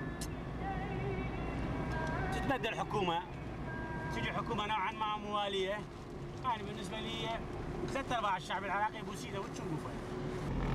يعني ما راح يتغير، انا خايف انه ما راح يتغير هوايه. اذا ما تغير هوايه فانا لله وانا اليه راجعون، واذا راح يتغير شويه فاحنا على الاقل راح نكون قنوعين بهالشويه هاي، اللي حصلناه شنو على الاقل عاد لا يسوون هالمذابح. راح تبقى نفس الوضعيه مال قبل شويه احسن غير، بس انه تعيش براحتك. مو؟ انت ليش طلعت بال91؟ طلعت لانه البلد كان سجن. على الاقل خليه يروح السجن هذا. يعني انا في يوم من الايام ما بقيت ما كفرت بالله بسبب شنو شرطي وقفني. اوكي عوف الحكي كله اوجد لي حل انت ثاني. حتى اني اذا ما عندي حل ثاني مو معناه مو دقيقه مو معناه ليس بالامكان احسن مما كان. اقول لك هيك شيء، سمعت عن المقابر الجماعيه؟ سمعتها هوايه وكتبت عني عنها. هوايه. لقوا بها امراه ويا طفل رضيع عمره عده اسابيع، بحيث يعني انا دا اقراها قمت ابكي بوقتها. يقول وكانها اختارت انها تقابل الله هي وهذا الطفل اللي بينه وبينها فقط الدشداشه مالتها، حاضنته ميته هي وياه، طفل رضيع. صحيح بس تدري قول لي هاي يعني ذنبها يمن. هذه ما عندها ذنب، بس خليني اقول لك هاي المقابر النظام هو اللي قبرهم تمام. ايه تدري اكثريتها سواها بال91. ليش صارت هاي المقابر بال91؟ لانه بوش ابو هذا البوش قال على الشعب العراقي الان ان ياخذ الامور بزمام يديه. طلعت الانتفاضه شهر شعبان، ثاروا الناس، تتذكر انت شفت هنا 16 محافظه دقيقه ما كان بيها نظام. اي سقطت. وحتى انا هنا بغداد شفت يسقط صدام، بس وقعوا وقف اطلاق النار، سمحوا له صدام يستخدم السمتيات. فهم صدام انه الامريكان هم يريدوه هو يبقى، بس ما يريدون الآلة العسكريه، وبطش وذبح وحط هذول كلهم مقابر جماعيه. اذا صحيح مسؤوليه بالدرجه الاولى صدام، بس امريكا مو هي اللي وفرت له الادوات انه يسوي هذا. زين هو بالثمانينات لما كان يذبح ويذبح بالمئات الالاف، ليش ما قالوا شيء عنه؟ احنا كشعب عراقي المسؤول عنه من هو؟ بوش لصدام حسين. احنا مسؤولين عن نفسنا، بس اذا يجي واحد هسه يقول انا ما من حقي انه اجي اقعد احاسب الامريكي جورج بوش، قال ما من حقي انه احاسب انا رئيسي صحيح. اللي هو اكثر من 20 سنه رئيسي. هسه يجي واحد هنا يهجم علينا اني وانت يضربنا بسكينه، زين؟ اكو هناك واحد اقوى منا بهوايه وهو مطي السكينه، هذاك مو مسؤول ايضا جزئيا؟ اكيد. هاي احنا ما راح يضربنا بسكينه، راح نروح نضرب ذاك ونصيح تعال لا نقعد ندافع روحنا وياه هذا. لا بس هذاك اللي طاس السكينه لما يقول انا تهمني حريتكم وتهمني سعادتكم، لازم نقول له وين كنت انت لما كانت السكاكين تنزل علينا مطر؟ وين كنتوا انتم؟ انت لو هاي ال10 سنين الاخيره بالذات او 12 سنه الاخيره بالذات كنت موجود هنا ببغداد، ثق واعتقد تقول ما يخالف خليجي عزرائيلي يقعد هنا يمي خير من صدام حسين. لا تتوقع انه ورا سنه او سنتين ممكن انه اذا ظلوا الامريكان او اجت ظلت هاي ال 24 شخص او اللجنه الحاكمه هسه او الشخص اللي اجى اللي لقيناه مواني انه راح يظلون العراقيين ساكتين، لا. العراقيين هاي طبعهم خشمهم يابس، ما راح يرضون للاستعمار، ما ممكن. قدامهم فلسطين مثال وقدامهم اكثر من مثال. زين انت اي نوع حكم تريد تشوف؟ شريط أي حكم. يعني ملكي لا ما ممكن. طب لإمتى؟ لا جمهوري. علماني؟ لا جمهوري ديمقراطي ما أريد ما شغلة إنه يجون الشيعة وما الشيعة، أنا مع العلم إنه أنا شيعي ما أريد لا شيعة ولا غير شو ولا كذا.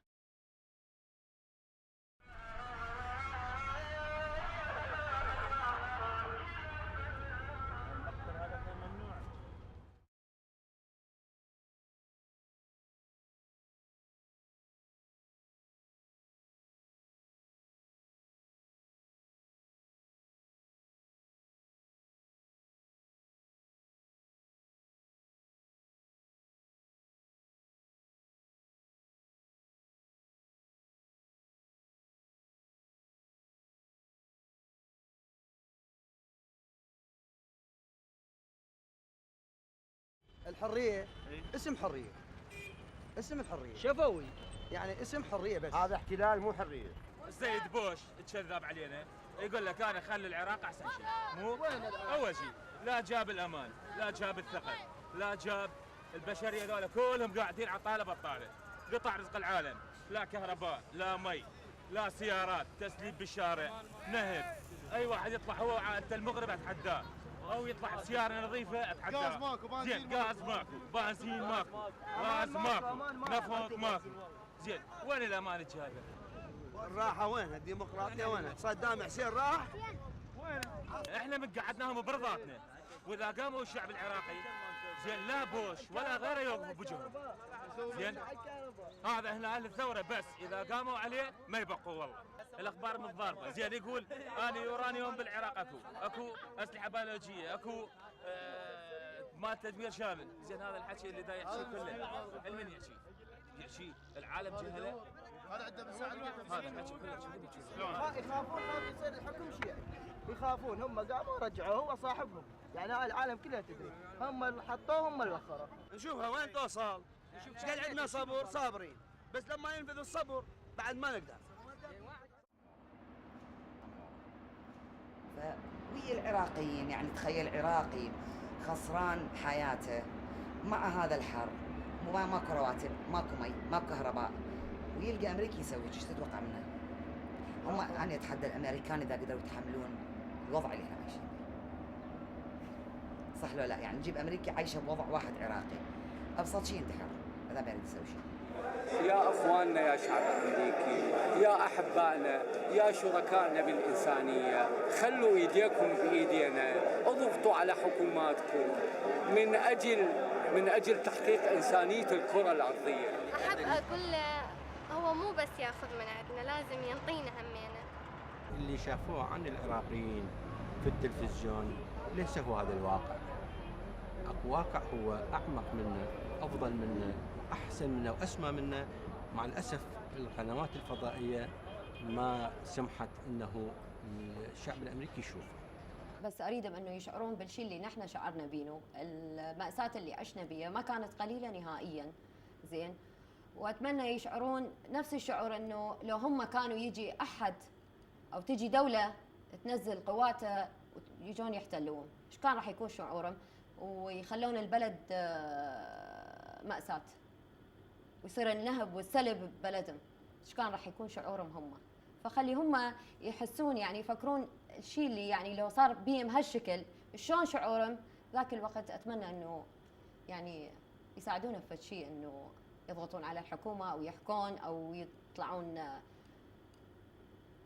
مظاهرات. Our hopes are this is the last war that the Americans can do all over the world. We have given very big losses, especially the women and the children. It doesn't need to happen again.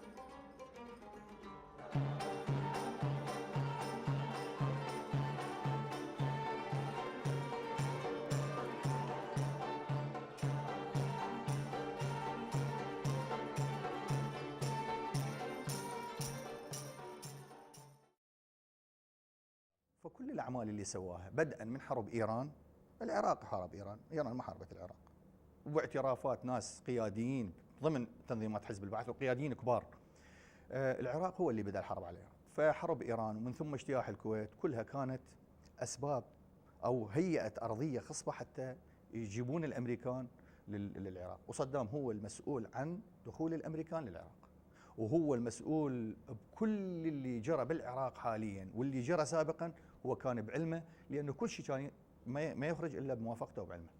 فلما بدا صدام او هكذا يبدو انه يتمرد عليهم، لانه هو تمرد عليهم، فكان لابد ان يغيروه. وامريكا الان تمر بنفس الاخطاء اللي مر بها صدام. ما يعرفون العراقيين، ما يعرفون طبيعه العراقيين، يحاولون يستفزون العراقيين، وهذه ابدا. وبالمحصله النهائيه ايش قد ما يبقى الاحتلال لابد فيه من الايام ينتهي الاحتلال، لان العراقيين يعني حالهم حال اي شعب ثائر بالعالم، ما يقبل ان يجي واحد يحتله. اكاذيب، هذه سياسه وهذه مصالح، ومصلحه امريكا فوق الكل، وكلها اكاذيب. بس الشعب بعده مغلوب على امره، مغلوب على امره، لانه صدام دمر كل شيء بيه، حتى قتل بيه الروح قتلها بيه يعني. ابدا ما متفائل بوجود الامريكان، وبالعكس انا ما احب الشعب الامريكي، شعب الله سبحانه عز وجل خلق الناس كلها وخلقنا نحب، واحد يحب الاخر، ومؤمن جدا بالسلام، مؤمن جدا بالحب، لكن ابدا ما مؤمن بوجود الامريكان. وجود الامريكان يشكل ضرر على العراق وعلى البلدان المجاوره، ويحاول يخلق فد قاعده، وبالمستقبل القريب هو اللي راح ينبئ لكم الكثير انه الامريكان وجودهم كان جريمه بحق منطقه الشرق الاوسط كلها، واللي اوجدها صدام.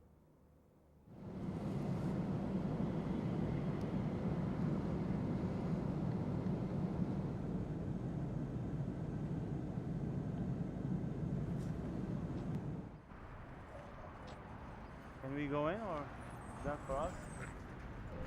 I remember when I was in high school, going to high school and coming back, they're already constructing the whole thing, and it always made me think, although I knew that the idea behind the whole monument is grotesque, but you cannot deny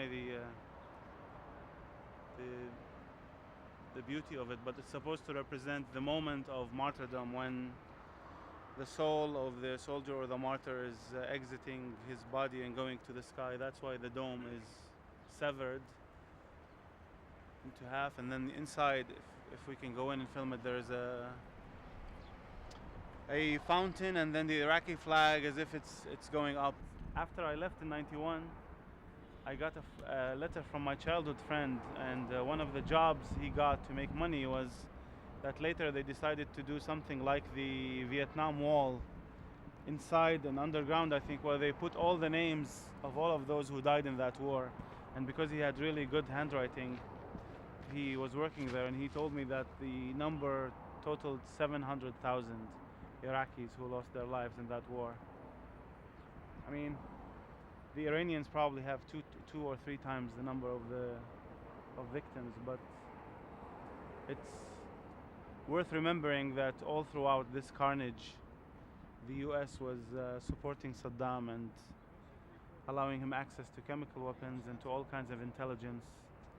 And Henry Kissinger, the great humanitarian, said once that the longer that war lasted, the better it would be for the States.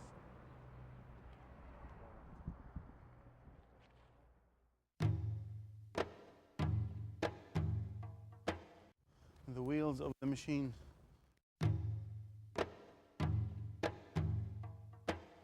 Can we go into that other thing over there as well? Well, that's third ID, and I don't have anything to do with them. What do you mean third ID? Third ID? Yeah, they're a whole separate. The Iran-Iraq war, we know it, we can identify it, and then you have this symbol for all of those who died. This reminded me of that other carnage, which is the sanctions that took the lives of at least 500,000 innocent civilians, that unlike this, and unlike the mass graves where you can at least go and identify, that mass grave will always be invisible, and people cannot visit it or identify it, and now it's almost being forgotten, which is what history is all about, I guess. Amnesia.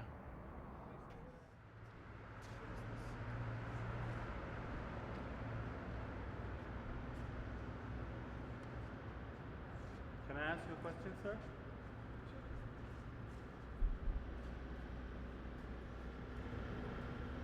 Now, this is very respectful for those people, actually, huh? What is that? That's a parking space sign. And these are the names of people who died, right?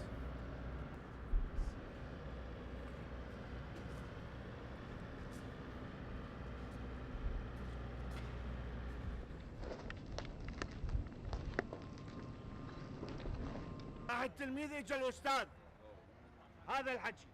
راح التلميذ يجي الاستاذ، هذا ملخص ما مفيد. الشعب هو الضحيه.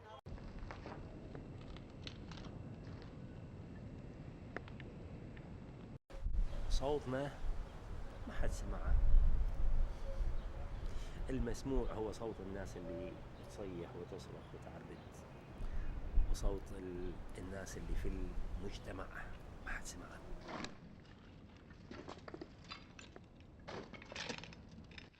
مأساة الحرب.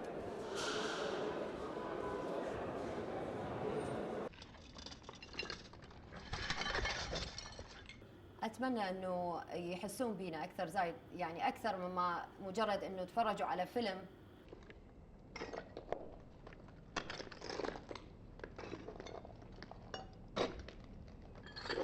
Just the streets, the city, the way people are, the way they deal with each other. There's so much anger and violence. The children I see outside near Firdaus Square, and it's just it's like a Frankenstein. That's what I've been thinking. You know, this country has been chopped up by dictatorship, and then by sanctions, and by war, and now by occupation, and now it's stitched together in a very haphazard and ugly way. بغداد لا هو سواك مدينة وما لي عن أم العراق، وما لي عن أم العراق العراق، وما لي عن أم العراق بديل. أبغداد لا أهوى سواك مدينة وما لي عن أم العراق، أم العراق العراق بديل. ويا الزارعين بزرين قوش ازرع لنا حنة حنة حنة وجمالينا غربان وويلي للشام وما جنة جنة جنة ومحملات بذهب وويلي فوق الذهب حنة حنة حنة وجمالينا غربان وويلي للشام